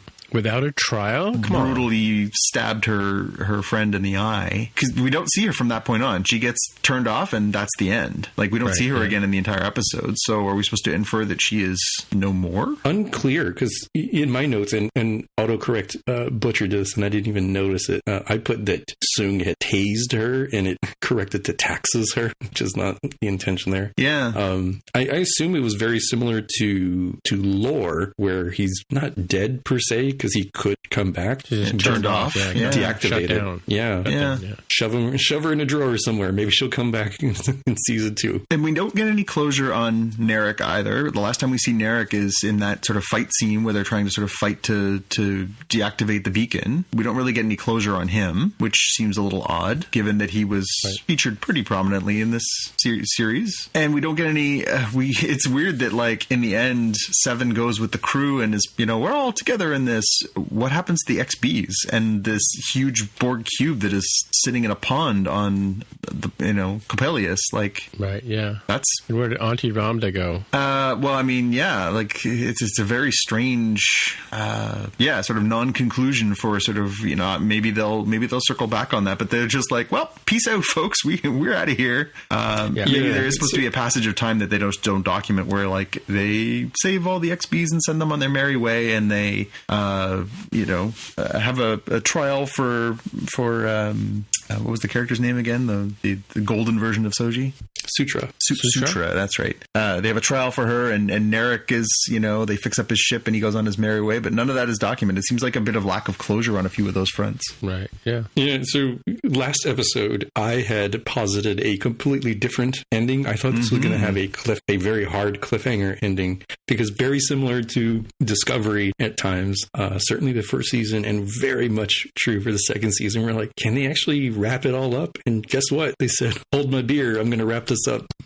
They did largely wrap up the main thrust of the story, but there are a lot of those loose connections that they didn't do. And I guess this is leading into my take on the season. I like the season, like the show. I do think that if I had some of the glaring problems to me are that it starts off a little slow, and it could have used like another episode or two if you're going to do that, or tighten up the beginning if you're going to hold it to 10, because it starts slow, goes super fast in the middle, and then is running at a breakneck pace at the end. And this season also teased me a lot. Like, I was screaming so many times when, like, oh my god, this cool thing is about to happen, and it doesn't actually happen, right? Like, I feel a release that still is it needs to be there, when that's Seven becoming the Borg Queen, or the cube coming out of the transwarp conduit. When Starfleet arrived, I just assumed it'd be double the pew pew pew going on, So wasn't it, there was this, I was just thinking about that, because the scene where they're all facing off against each other, you got like all the Romulan ships and all the Federation ships, and they're facing each other, and Riker's threatening them with my bigger gun and stuff like that. But doesn't she say we're going to fight at some point, Commander O? Like, what? Did I miss something? Was there no pew pew between them? No, I think she was posturing, and they didn't actually end up fighting. So the squids showed up and they turned tail and ran? Well, I think the idea was that when the squids showed up, they were prepared to destroy, like fight through the Starfleet ships to get to the kill the synths, so that they could try and stop this end of days event that they saw. But when Soji makes the decision to close it, she sees that as no longer a threat, that they've averted. So the Romulan's like, oh, okay, never mind. We were just, I think it's her way of basically saying, like, this is what they thought was the end of the world, and now they think this is no longer the end of the world because they've averted it, because the synths changed their mind. So they're giving up on, 20,000 years worth of mythology or something? History, they would say. But yes, I guess that's the idea, right? Yeah, at least the imminent threat is like, it's a lose-lose sort of thing, right? That's true. Those Romulans are so logical. That's true. I keep forgetting that. No, it's more like, well, okay, so we have to fight the AI stuff and the synths while getting pummeled by Starfleet. If the imminent danger is over, maybe it's better just turn tail and run, and then let's see if we can go blow this place up later, right? Like, there's always another plan for the Romulans. Right. So they're not, die in glory like the Klingons. Yeah, and they've also showed their hand, too, because when Riker recognizes Commander O as the top security officer or leader of the Star Trek security, Federation security, right? She's kind of like exposed herself as was it Tal Shiar, right? Interesting. Yeah, I mean, like you said, a lot of hold my beer, wrap this up kind of stuff happened in this episode for sure, right? Yeah, I think this story of the season was an old man talking about Picard had lost his way, had lost his purpose in life, and was just waiting to die, and he ended up finding his purpose and gaining that vigor. But for a second there, when he says, "Oh no, not another dream," for a second there, I thought the entire season was a dream. You were pitching that hard. You thought that was the series as we go. Right? It's he is an old guy, and we're looking at it from his point of view, right? So who knows? I mean, like a lot of this could have been all happening in his head, right? So for all we know, that has happened before. Like, they could have gone the Rogue One Grand Moff Tarkin route, and it turns out, it's Tamalak. This was a Romulan plot the entire time to see in this simulation what would you do if the Federation and the Romulans did this, right? That was not unreasonable. That has happened before in Star Trek. But in any case, Picard, old man, lost his way, regained his purpose in life, and ultimately his body ended up failing him as he ended up sacrificing himself, and yet he still lives in a not uncommon for Trek, right? Spock is certainly one way that comes to mind. Harry Kim and Naomi Wildman are also not themselves. O'Brien's future self killed his past self in some weird way, so he's not even the same person. Right. This is just Tuesday in the Star Trek universe. It's not even the top 10 weirdest things that have ever happened to the characters. Yeah, that's true. Now I think maybe you guys want to talk about, like, have they done immortality? Because this is like not even top 10 way they've done it, right? So you could keep yourself in the transporter buffer forever, like Scotty was doing. You could do the, hey, remember when Pulaski became really old and they de-aged her? Mm-hmm. Why don't they do that for Picard, right? Or, hey, remember when they became kids and they re-aged them to older? Like, they just recreate that problem. Put them in the transporter, right? Yeah, I mean, plus we've got the Irishman technology now, right? I haven't seen the movie yet, but, where they basically took these actors and who are all in their 70s and 80s and stuff and made them look like they were in their 40s and 50s, right? Because immediately, as soon as they brought Picard back, or they were going to bring Picard back, I'm like, why does he have to be wrinkled and old, and why does he have to be like, why isn't what's his name playing him, or a younger person? Why couldn't James McElroy play him? Yep. And Picard Patrick Stewart could still collect the executive producer money, right, and not have to get out of bed and whatever. But I mean, and the same problem I have with Data. I'm sorry, Data did not look like a 50-year-old man when they ended the last movie, right? Like he's got that middle-aged weight in his face, which we all end up having, right? Yep. If we have the technology to recreate, make a new body for somebody, then great. I don't know if you guys have ever seen the episode. I was thinking about this the other day. Twilight Zone. There's an episode where an old man and an old woman have saved all their lives, and they're going to this place, and they're looking at these gorgeous men. Like I was thinking of Lyle Wagner, actually. That kind of 60s build. Strong man. Inverted triangle kind of body. Broad shoulders, barrel chested, as you said last week, and they're looking at women who are gorgeous, young, 20-year-old women with all the right curves in all the right places, and so the plan is that they've got the money to basically have themselves transferred into these younger bodies and continue to live their life, right? So they didn't just get their current body fixed up; they would get themselves moved into the other thing. And of course, because it's the Twilight Zone, we find out at the end of the episode that the man has sacrificed himself for the wife because they only had enough money for one transfer, right? Right. So she ends up living and he ends up, being old and died or whatever. But again, we have the technology. Why are we? I mean, I admittedly, yes, it's Patrick Stewart and he has to carry on into season 2 and all that kind of stuff. But if they really want to play on this angle of the guy died and now we put him back and transferred his body into a younger person, like if Soon had, I don't know what Soon's first name is, but if he had gone through with the transfer into the Golem himself, would he have left himself as an old guy, or would he have just made himself like a 35-year-old dude, or 20-year-old dude for all that matter, right? Yeah. His first name was Altman, by the way. Altman Inigo, AI Soon. Yeah. So I mean, because they have all this fancy tech. I mean, if you look at all of the synths that they show in the show, they're all in their 20s, and they're all young people, right? So why would they make an old man a synth, right? Yeah, I guess it also prevents this seems like it's unprecedented as far as this technology goes. I think they didn't want to bring him back and have his brain go into catatonia because they couldn't handle the fact that he was completely different, right? Mm. Yeah. I mean, he could have carried on with that neuromotic syndrome into season 2 and season 3 because now it's no longer a factor. It's no longer his weakness. It's no longer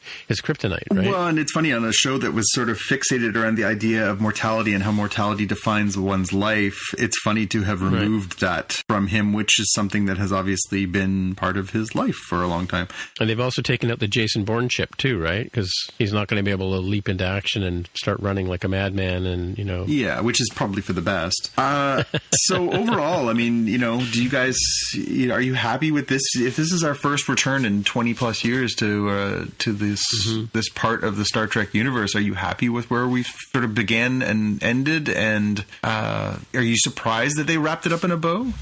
No, I'm not. But I mean, it's good Star Trek, right? Mm-hmm. It's not. I really do. I mean, I love the character. I love Seven of Nine. I could watch them no matter what show they're in. Like I love these two particular characters in Data as well, right? Or anything that Brent Spiner plays. But and Riker, he's funny, and that kind of stuff. And I like the fact that they did employ these characters in the show, right? But yeah, overall I didn't find it a great series. It's a little, in some ways, better than Discovery for sure. But is it, or is it just more because of the nostalgia? Like, I don't know that it is a better. It's a tough one. I don't know that it's a better series than the second series of Discovery for sure. Yeah, I think maybe it's just that we love these characters so much. I don't know that it's necessarily better written. Yeah, we talked about the fact that it took 3 episodes to get off the ground. Yeah, right. They kind of wasted 3 episodes there, and this sort of this has almost had that. I've always complained about what is it? What's the third prequel of Star Wars? Revenge of the Sith. Revenge of the Sith. Yeah, the last 20 minutes of the Revenge of the Sith. I swear George Lucas is standing with a checkboard saying, "Okay, we got to check off all of these things before the movie ends," right? Yeah, because it all happens at breakneck pace at the end of the movie. I mean, it's kind of sort of like that in terms of the way this episode resolved itself, right? He dies. Oh, well, it's okay, he died, because we all 3 of us, I think, knew they were going to bring him back, right? Of course, because we already know they'd signed on for season 2. There's no surprise there, right? It's funny. A friend of mine was saying, I was just talking to him just before the show, and he's like, "I got to go watch Picard." I said, spoilers. He doesn't make it all the way through. He's like, "Oh no, don't tell me that." Yeah, I agree. It's hard, and it will take a while to figure out where this fits. Right now, things are raw.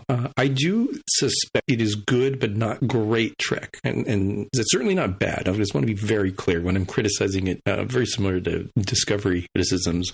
It comes from a place of love, and I'm not joining the crew like, "Oh, I can't believe they stomped all over my childhood." I'm not doing that. I'm like, is this great? Is this as great as some of the best that we've seen? I don't think it is, but I do think it's good. Mm-hmm. So it's kind of like a James Bond movie in that sense. You're going to watch a James Bond movie because you like the character, right? Yeah, it's definitely well done from that perspective. I do think that CBS really does need to figure out how to plot out and pace all of these things so that it works sort of seamlessly. If you're going to hold yourself to 10 episodes, you better make them count. Speed things up where you need to speed up, and you need to slow things down where you need to slow them down, right? You can't have it be, all right, we've got room. Oh, crap. I need to finish up this essay. Finish it up. And in conclusion, in one paragraph. It's a common problem. Disco had that for both of its seasons. Mm-hmm. Picard suffers just to a lesser degree, funny enough, I think, but still ends up having it. So hopefully they'll learn from that. Yeah. It does feel like this would have been, if there was going to be no season, if this was the denouement, if this was the end of all of Picard's adventures for us, I suppose this would have been a satisfying thing. I think I agree with you that it was, it's strange considering that this was, we know there's going to be season 2. It did feel really hurried, and it did feel really like, you're right, it was kind of like a checklist at the end where it was just like, oh, and Riker's back, and Seven gets her conclusion to her story, and like it just felt like it was a little too neat in that way. If this was going to end as, this was the last of, Picard, this was the last of Data, this was the last, we sort of said goodbye to all these characters, I think that would have been different, but it does feel a little bit too neatly tied for something that is now an ongoing series. Yeah. And, I don't know if they will step away at all from the highly serialized style. I would suggest that if they're not going to be really strict on plotting things out so you don't have weird lulls and you don't have hyper rush at the end, I wouldn't mind seeing them just step off the pedal a little bit and say, if we went with like seasons 5, 6, and 7 of Deep Space Nine, where you do, especially during the Dominion War stuff, you do have a very heavy story arc that, you have to watch it in sequence for it to like really make sense. But you do have time to have individual episodes that aren't directly related to the war, but sometimes they give you nuggets of flavor, or I didn't realize that was important. That was like a B plot of that other episode, and it's totally becoming important here. I think that can work where you have this goal that you're trying to get to, and you can hit the waypoints on the way, but you have a little bit of room to do something different, so that if episode 5 was a little weird and slow, but at least it told us this important thing, and then by the tail end that was the key to saving the day, sort of thing. I think that could still work. Well, this season is like one 10-hour, or however many hours it is, like one 10-hour movie, right? Yep. Yeah, I was going to say, would this have worked as a movie? Because if you look at the beginning, the prequel or the recap that they did at the beginning of the episode, it recapped the entire season, right? Like it had, it didn't hit all the high points, but it hit most of the story points that if you had not seen, they reminded us of all the sort of things that had happened. I think part of the problem is that, as Star Wars and Star Trek fans, we kind of want it to be Game of Thrones, but it's never going to be, like in that sense, like a Game of Thrones was like, it was epic, right? And I think we kind of expect this stuff to be epic, and this season just wasn't. I mean, it was interesting. It was, it was a good story point in the career of Jean-Luc Picard. I mean, it was better than any one single episode of well, I mean, maybe stretching it, but better than most of the episodes of the Next Generation, in my opinion. I disagree. Because of the time and whatever, but it wasn't, the writing wasn't superior. I mean, there were some really amazing time loop, time tunnel, time vortex episodes in the Next Generation, which I really enjoyed, right? I always enjoy those kind of things. And they didn't hit any of those kind of points. And I think they could have gone a lot more. They could have done a lot more with this whole idea of synths. I mean, they spent 7 years working on Data, right? Because I don't think he grew we grew with him, he was kind of an anomaly in the first episodes of the Next Generation, but over time, he had a cat, he had a kid, he found his head in the sand, and he met Mark Twain and all that kind of stuff, right? That was fun stuff. But that, those story points, Star Trek The Next Generation didn't have really a sort of it ended up having a full arc when they brought Q back at the end, It did, but it had through lines for, I think, each of the characters. Not all of them, but I mean, Worf certainly had a very strong through line through the story. Yeah. And he continued into Deep Space Nine. Exactly. For me, I think he was the sort of underrated character. Picard certainly had one. Riker, I think, had a little bit of one. There was definitely Troy, one for Data. Troy certainly had one where she sort of went from this sort of, ingenue, your entertainment director aboard the Starship Love Boat, to being this, like, wearing the uniform, passing her command tests, everything else. So there was certainly doesn't she fly the Enterprise into the ground at one point? She was at the helm, if I'm not mistaken, in Generations when the saucer section is right. When the Star Drive section is blown up, right? Yeah. So I mean, again, lots of evolution for the different characters over time. I still think obviously Data and Worf were two of the standout characters next to Picard. I think there's a good case to be made. I'd almost rather have seen an entire Worf series out of this. If they're going to go into the future of this world, I would have liked to have seen how that goes. But it's funny. I was thinking about the idea of this being sort of one 10-hour story. To me, the number one standout episode of Discovery so far after 2 seasons is the bottle episode that they did. It's the episode where Harry Mudd is using the time thing, where he's popping in and screwing with the timeline on the ship, and they have to keep doing this thing over and over again. He keeps killing the captain, right? Do you remember that episode? That was Magic to Make the Sanest Man Go Mad, or some similar name for the title. Yeah, that was a really cool episode. That was a very cool episode, but again, self-contained. Like, you didn't need to know a lot about where they were going. I mean, it helped, obviously, if you knew that Lorca had run into Harry Mudd and run afoul of him. But even then, like, it was just a really well-told story. And I do think that even in these short and serialized seasons, there's still place for really well-written, contained stories. I wouldn't have said that this first season of Picard was necessarily the place to do that. But I wonder if maybe now going forward, we have an opportunity to do more of that now that we've sort of resolved this one sort of arc of, Picard getting old, finding his new legs in this new adventure, dying and being reborn. I wonder if now there's an opportunity to explore some of those things. Although, again, with a 7-member cast and, another 10 episodes season, you kind of need to do an episode focused around each one of them at a certain point. And, it's tricky. It's tricky storytelling. Mm-hmm. I do think that some of the stuff that I liked about season 2 of Discovery was that they had the overarching goal of 7 signals deal with the Red Angel, right? But they did have time to do some, and I don't think they did enough of this, but you could see it's a big difference from season 1, where they did more one-off episodes of, hey, here's where we go see, what was the name of the planet with the humans who had been transported, New Genesis or something of that nature. New Eden, right? That was a completely different episode than like when they went to Kaminar or, other ones. So I think they can do more of that. Hopefully this has given them some experience, because the one with New Eden and sort of diving into, to Captain Pike as who is this person as a individual and a commander, that was really good. It was very Trekky, very old school Trekky in that respect, and yet it was still part of a larger whole. Yeah, I do think it'll be interesting to see how they sort of spin it forward from here. I think I think the next logical phase is just for them to sort of say, never mind that Picard is a synth now. Just focus on him being him, and we'll focus back on the next part of this adventure for him. I wonder what the overall crux of that will be for next season. Yeah, so we know that he has invited Whoopi Goldberg to season 2 and as Guinan. I think that might be an interesting one to bring forward.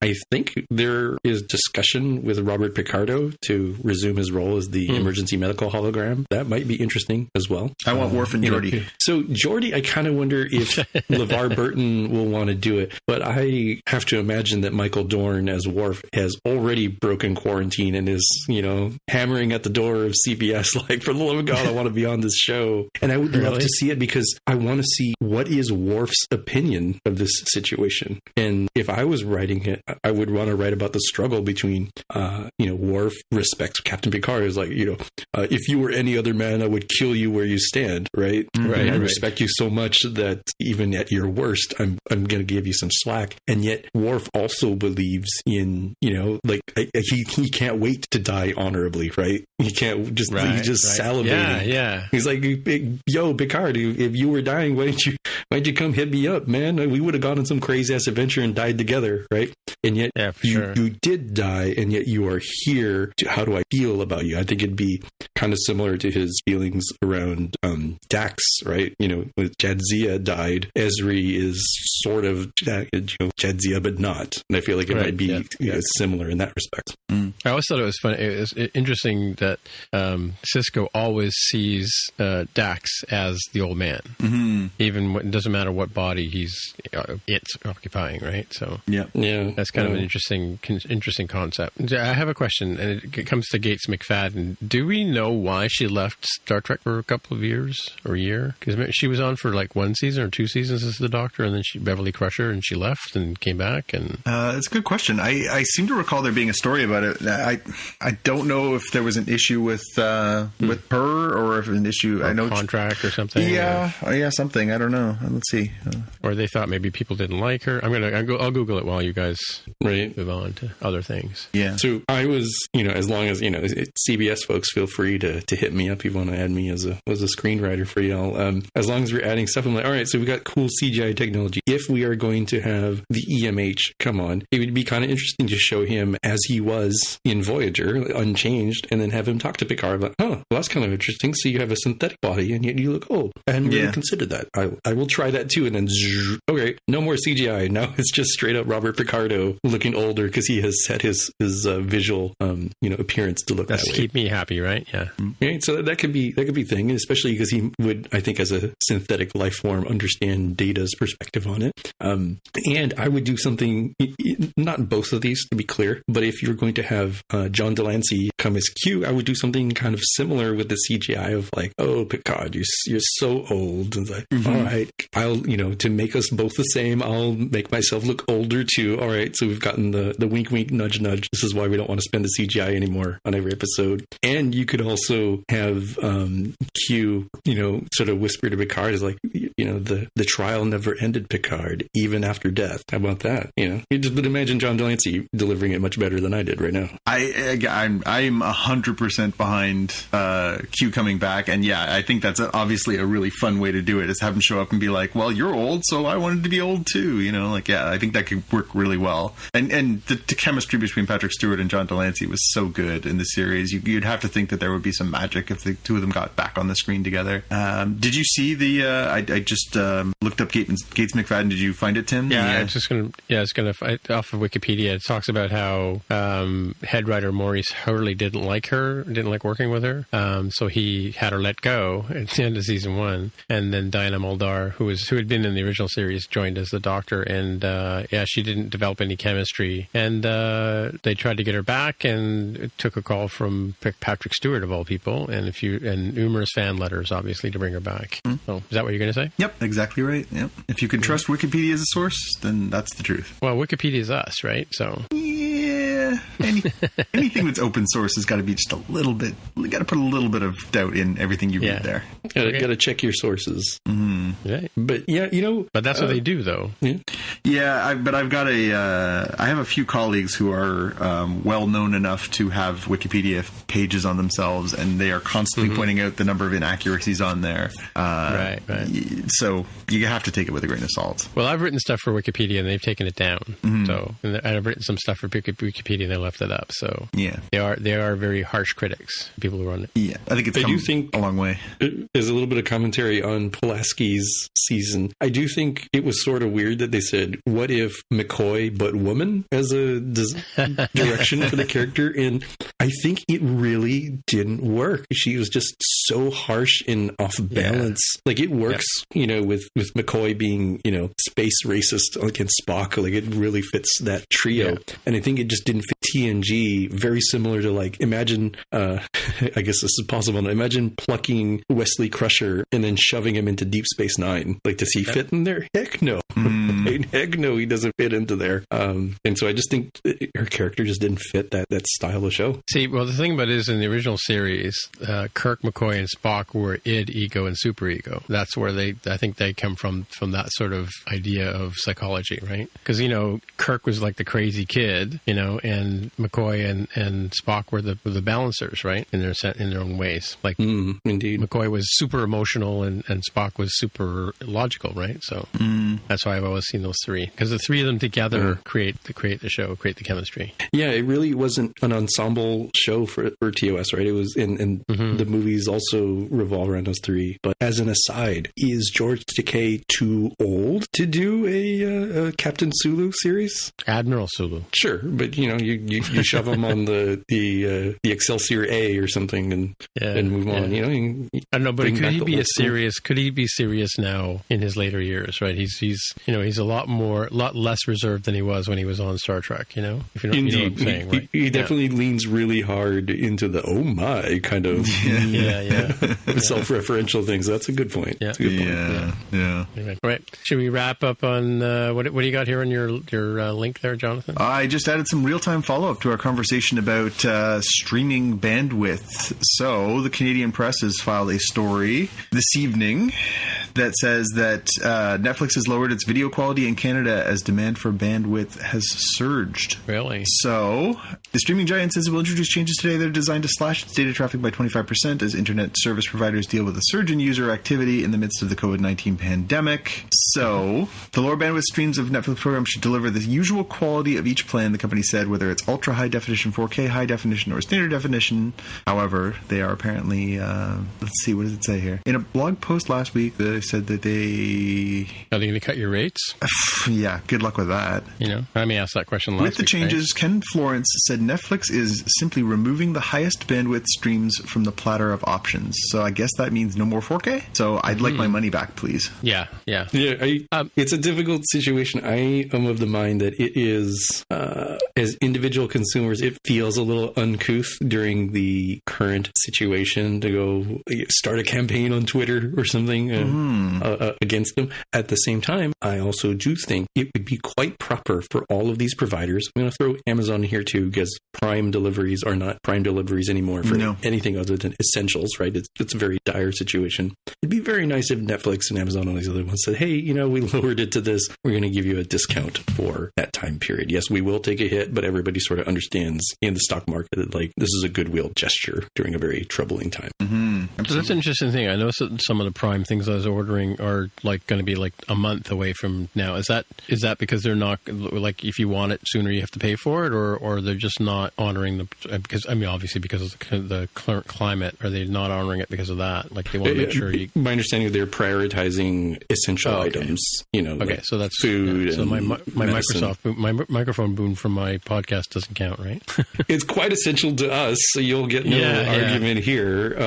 But I can't get it anywhere else. I mean, that's the thing. Everything else is lockered up, right? Let's make a case for the fact that the SpockCast and More Than Just Code podcasts are an essential service that Tim is providing here to help people get through this difficult time. I wasn't even going to put this part in the show, just to be honest with you. But the needs of the many outweigh the needs of the few are the one, Tim. That's true.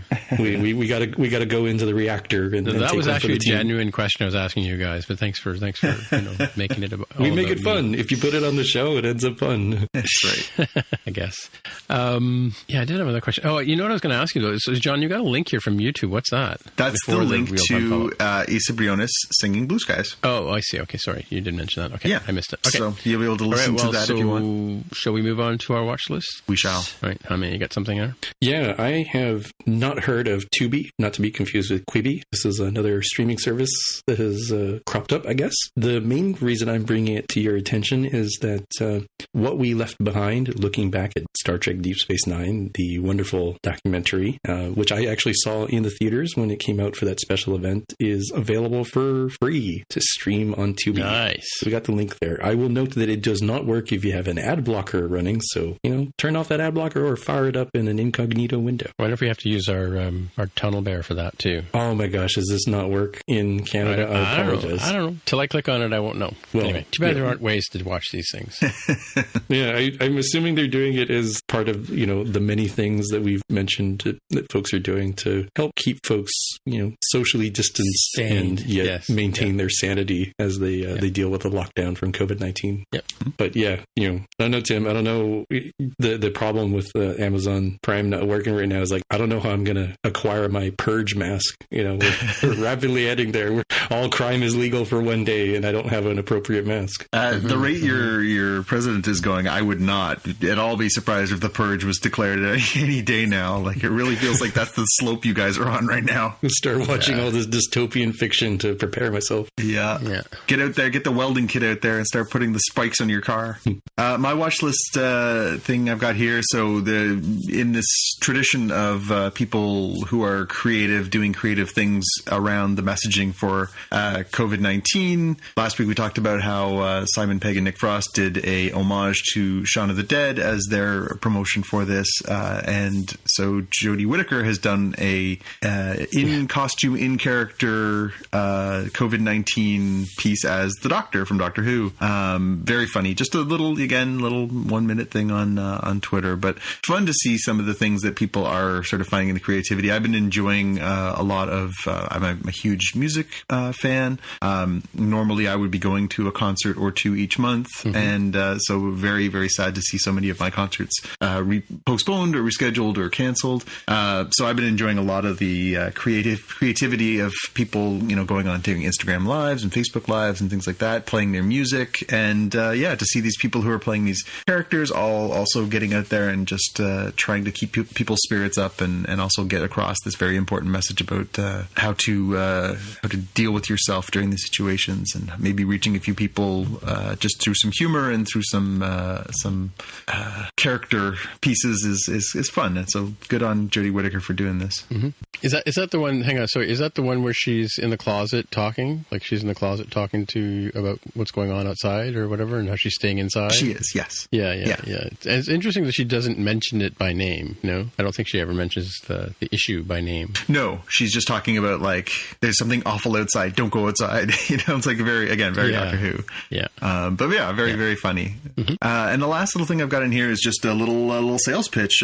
So I know that a lot of people like to collect their movies still on and not just have them streamed occasionally, but want to have full-time copies.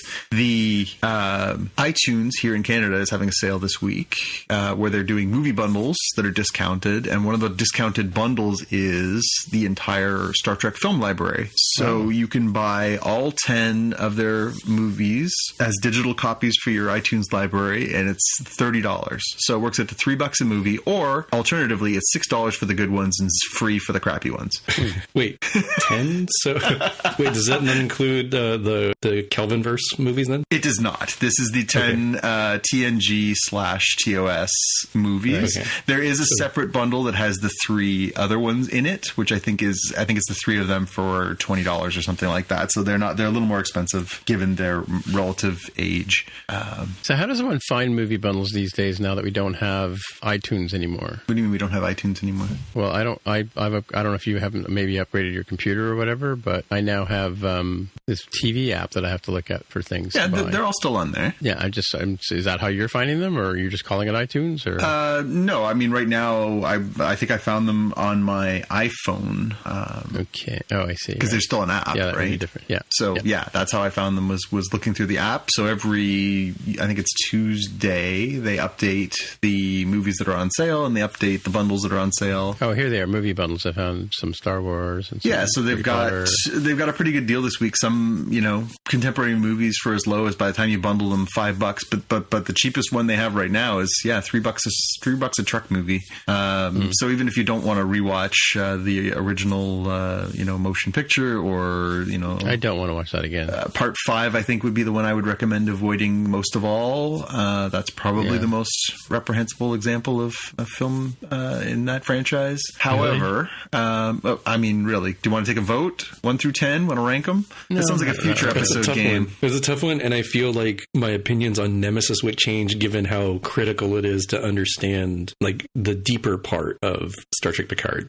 Yeah, maybe. It was a lot less important before. I've seen a few of my friends who over the last few weeks are doing sort of, things to keep themselves busy. One of my friends did watch all of the 10 original films and said he's actually enjoyed Insurrection more than he thought he would, rewatching it so much later. Mm-hmm. Yeah. That it's underratedly, again, essentially it's just a long and high production value episode of the show, but a good one. Yeah. I think that's a tricky one too. But like I say, $3 a movie, go nuts. I don't think you're going to go wrong on taking a chance on those for that price. Even I think the other one that I purchased recently was they've discounted the Dark Knight trilogy. I think it's $18 Canadian, and the reason that I wanted that one is because that's also the 4K transfers too. So if you wanted to get the 4K Blu-rays, they would be significantly more expensive than that. But if you get this version, then you can, again, I don't know if iTunes is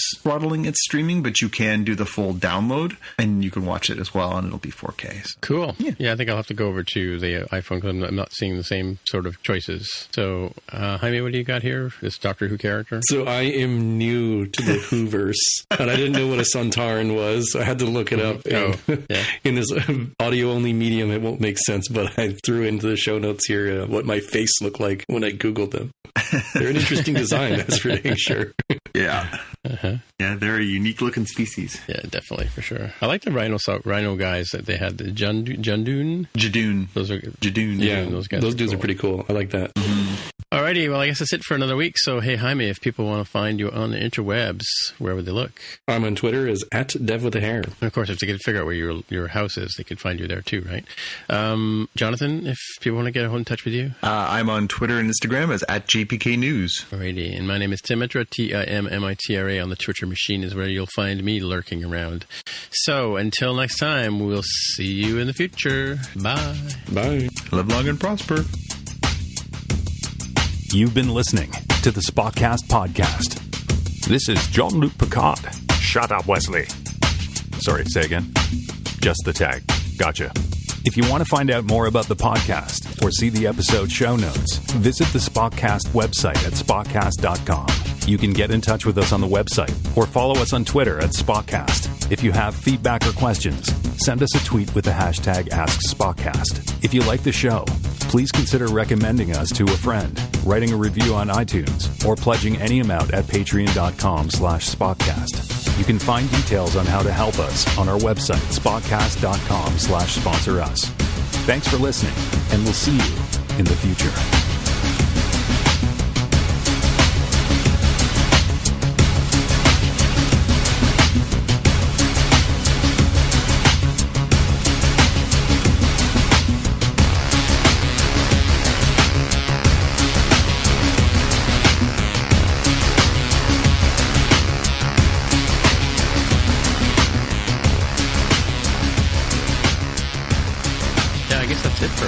Well, I guess that's the question, and we can have that discussion. We still never did our Spockies. And normally we would end up filling the hiatus with movies, like big tentpole pictures, which are like not happening. So who knows? Yeah. Mm-hmm. And I don't know if this showed for y'all, but we got a very brief disco not even teaser, like a moving trailer, a moving poster. It was just Michael Burnham.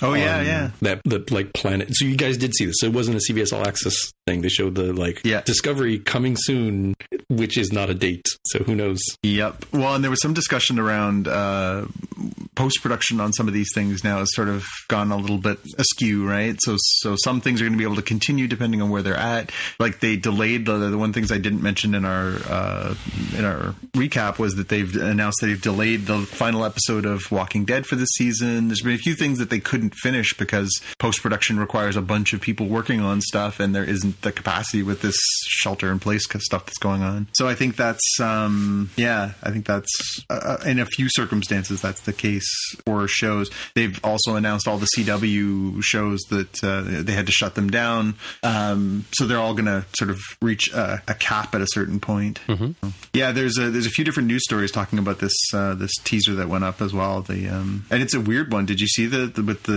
Burnham with the flag and like? When did this one go up? Today? Yeah, this morning I think. Okay, I haven't seen it. Production was completed in February. Is currently in post-production, which is being done remotely, but they haven't announced when it's coming. And then Lower Decks is again also sort of in the offing as well, and there hasn't been any news about what's happening with the Section 31 one that they were working on. I had assumed pre-pandemic that clearly right after Picard they're going to have like a week, maybe two at most before Discovery starts, so they can keep you paying for your service continuously. But now maybe that's why they gave the free month. They're like, well, everybody who's paid for Picard, will only miss like a week, and this will get us subscribers to fill the gap, right? Yeah. Watch it free for a month, catch up on everything, and hey, look, we've got the show ready for Discovery. Now you can continue paying us, or start paying us, I should say. Yeah. So are you still watching the Ready Room or whatever it's called?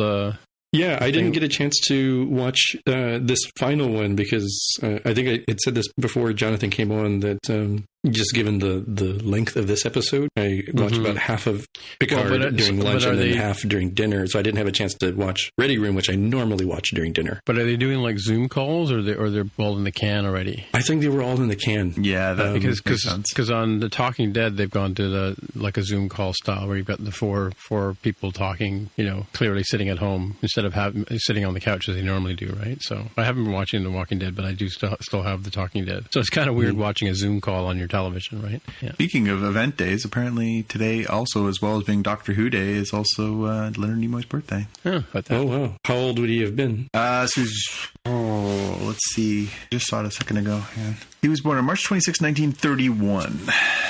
So let's see. 31 is 11 years from now, so he would have been 89. Also, it's weird. He's been gone 6 years. Have you guys seen William Shatner's tweets during the pandemic? No, I haven't. He's been doing them as captain's logs. Oh, yeah? Oh, it's well worth following. I do follow him, but I haven't seen any of his stuff. Yeah, he's been doing them as, captain's log, stardate, blah, blah, blah. And then he talks about, like, the weird world that he's in, being trapped at home as an 89-year-old man. Just saw a video of Kurt Browning roller skating. Yeah, there's a lot of weird stuff going on out there. Yeah. Somebody was telling me today about there's a whole bunch of web WebEx calls where people are going to the bathroom, but they don't realize they're still on camera. Oh yeah, I've heard that. I've actually I saw the one with the blonde lady, if I'm not mistaken. Oh yeah, that was the one I'd seen. Yeah, there was one where somebody was doing they were doing a virtual town hall or something like that, or a city council meeting or something like that remotely, and somebody had put on a microphone so it would be clear, but then you could hear them going to the bathroom in the background. And I've my coworkers have said that a few times, because sometimes we'll do a video chat and sometimes we're just doing an audio chat, and a few times people have said, "I'm running a faucet." Like, it's just, they're trying to head off things at the pass before you get the wrong impression. Oh yeah. Yeah. That's why I use what is this? I love it. Is this push mic control or is this shush? Yeah. Push mic control. Yeah. Yes. Yeah. Or shush with it's off normally for audio, and then I have to push a button to talk. Yeah. So that was a rookie move on the audio part. The other part that's a rookie move is if you're going to go on the toilet and you can't miss the call, you have to turn the device away from you so that nobody sees anything. We're not doing video calls on so they can't see the tile behind you or something.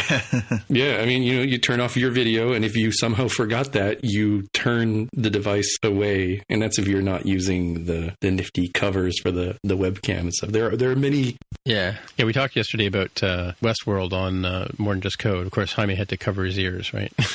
Yeah, because you guys had seen the episodes, I think, and I haven't. So is it coming out once? Like, do you know what day of the week it's coming out on? Westworld? Sundays. Sunday nights. Yeah. It's in the glamour spot for HBO. It's the Sunday night Game of Thrones. Sunday night. Okay, right. Wait, it's 9 p.m. Does that make it midnight for you guys? No, it's time shifted, so it's same time. Oh, okay, got it. Yeah. Got it. Okay. So I've watched all of the Amazing Stories on Apple TV. Sorry, all the three. There's only 3 of them out right now. So I think they did the same thing they did with the other Apple TV shows. They show you 3 of them, and then I guess because if you have a free service, you can't binge the entire thing as Jaime would do if he had it, right? So have you watched Amazing Stories at all, Jaime? I've only seen the first one. Are the other 2 amazing? There's 3 of them up there, yeah. So the first one was about a kid, right? I don't know what you mean by kid, but it was the guy who was in the basement.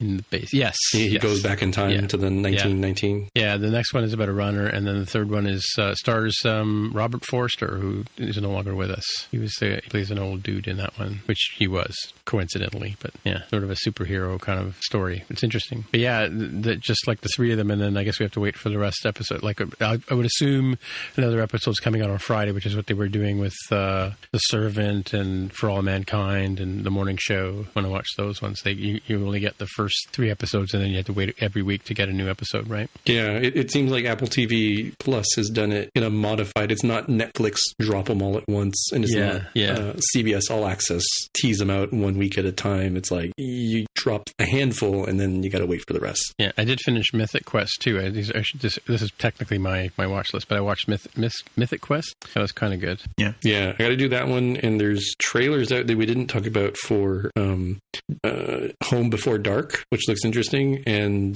Defending Jacob, which also looks interesting. What are those about? So Home Before Dark is about this 9-year-old girl who is investigating, as a reporter, and I guess it's based on real stuff in some way, some sort of murder that happened to her dad's friend, or disappearance, I should say. So it looks promising. Like this stuff always depends on the child actor, and this one seemed from the trailer to be pretty good, so interested there. And Defending Jacob stars Chris Evans, Captain America, as a father whose teenage son is accused of murdering his friend. So that one looks, the trailers, you can find it on the Apple TV Plus app. They look pretty good, so we might give those a try when they come out in April, I want to say. Yeah. Devs. I've been watching Devs. What, the one about developers? Right, that's on FX. Wait, is that only on Hulu, or is that on normal FX? I live in Canada. I have no idea. Yeah. FX. It's on FX, yeah. Okay. For us, it's on normal FX. I think I might have FX through YouTube TV, so I'll see if I can find it. Otherwise, if it's on Hulu, then I'll have to wait. I'll have to wait to the binging period when I binge the Orville Season 3 and whatever season is current for Handmaid's Tale and other stuff. Did you guys watch Zombieland 2 yet? Double Tap? Yeah. That was, I've seen that one. I haven't watched it yet. I enjoyed that more than than I thought I would. I enjoy. Is it on? What's it on? I got it off of. I watched it on an airplane first, and then I got it off of iTunes because I wanted to watch it on a bigger screen. Oh, yeah? But yeah, it surprisingly keeps the quality up. It's not like high art, but it's funny. It's really funny. Hope you paid attention because that's what things are going to be like real soon. You start choosing a new home if you were kind of jealous of one. It's like, yeah, Graceland sounds good, and I do think I'm going to start pricing out monster trucks. I wonder if that IMAX movie by Christopher Nolan is going to come out on. Yeah, that's a good question. That wasn't coming till later in the summer, though, I think, right? So I'm looking at some pre-orders here. We've got Bad Boys for Life. We got Sonic the Hedgehog, Call of the Wild. I don't know which Christopher Nolan IMAX movie you guys are talking about. Tenet? Tenet, yeah. Yeah, Tenet, T-N-E-T. Have you not It's seen supposed to come out in July 16th, I think is July 17th is when it's supposed to be in theaters. So maybe by then they figure they're safe. They showed the scene from it ahead of Star Wars, something we saw. Yeah, something like that. Yeah, they showed I've seen it a couple of times now. And the IMAX version, and it looks like. I mean, Nolan's a great filmmaker, but it looks really interesting. Yeah, I think Aruna and I went to something. I think Aruna and I went to see something recently. Oh, 1917 or 1917. Yeah, 17. Yeah. 1917, and they showed another trailer before that. They showed more of, like, it was less of a teaser than the previous version of the trailer. Probably let out too much of the story. So, in my opinion, I don't know. I watched it. It was like a 10-minute scene, and I still had no clue what was happening. But I was like, I'm in. Like, it looks really cool, but it's hard to understand what's happening. Anyway, I have to go, and you have to go, and Jaime has to go. Alrighty. All right. Have a good night, guys. Talk to you later. Yeah. Bye.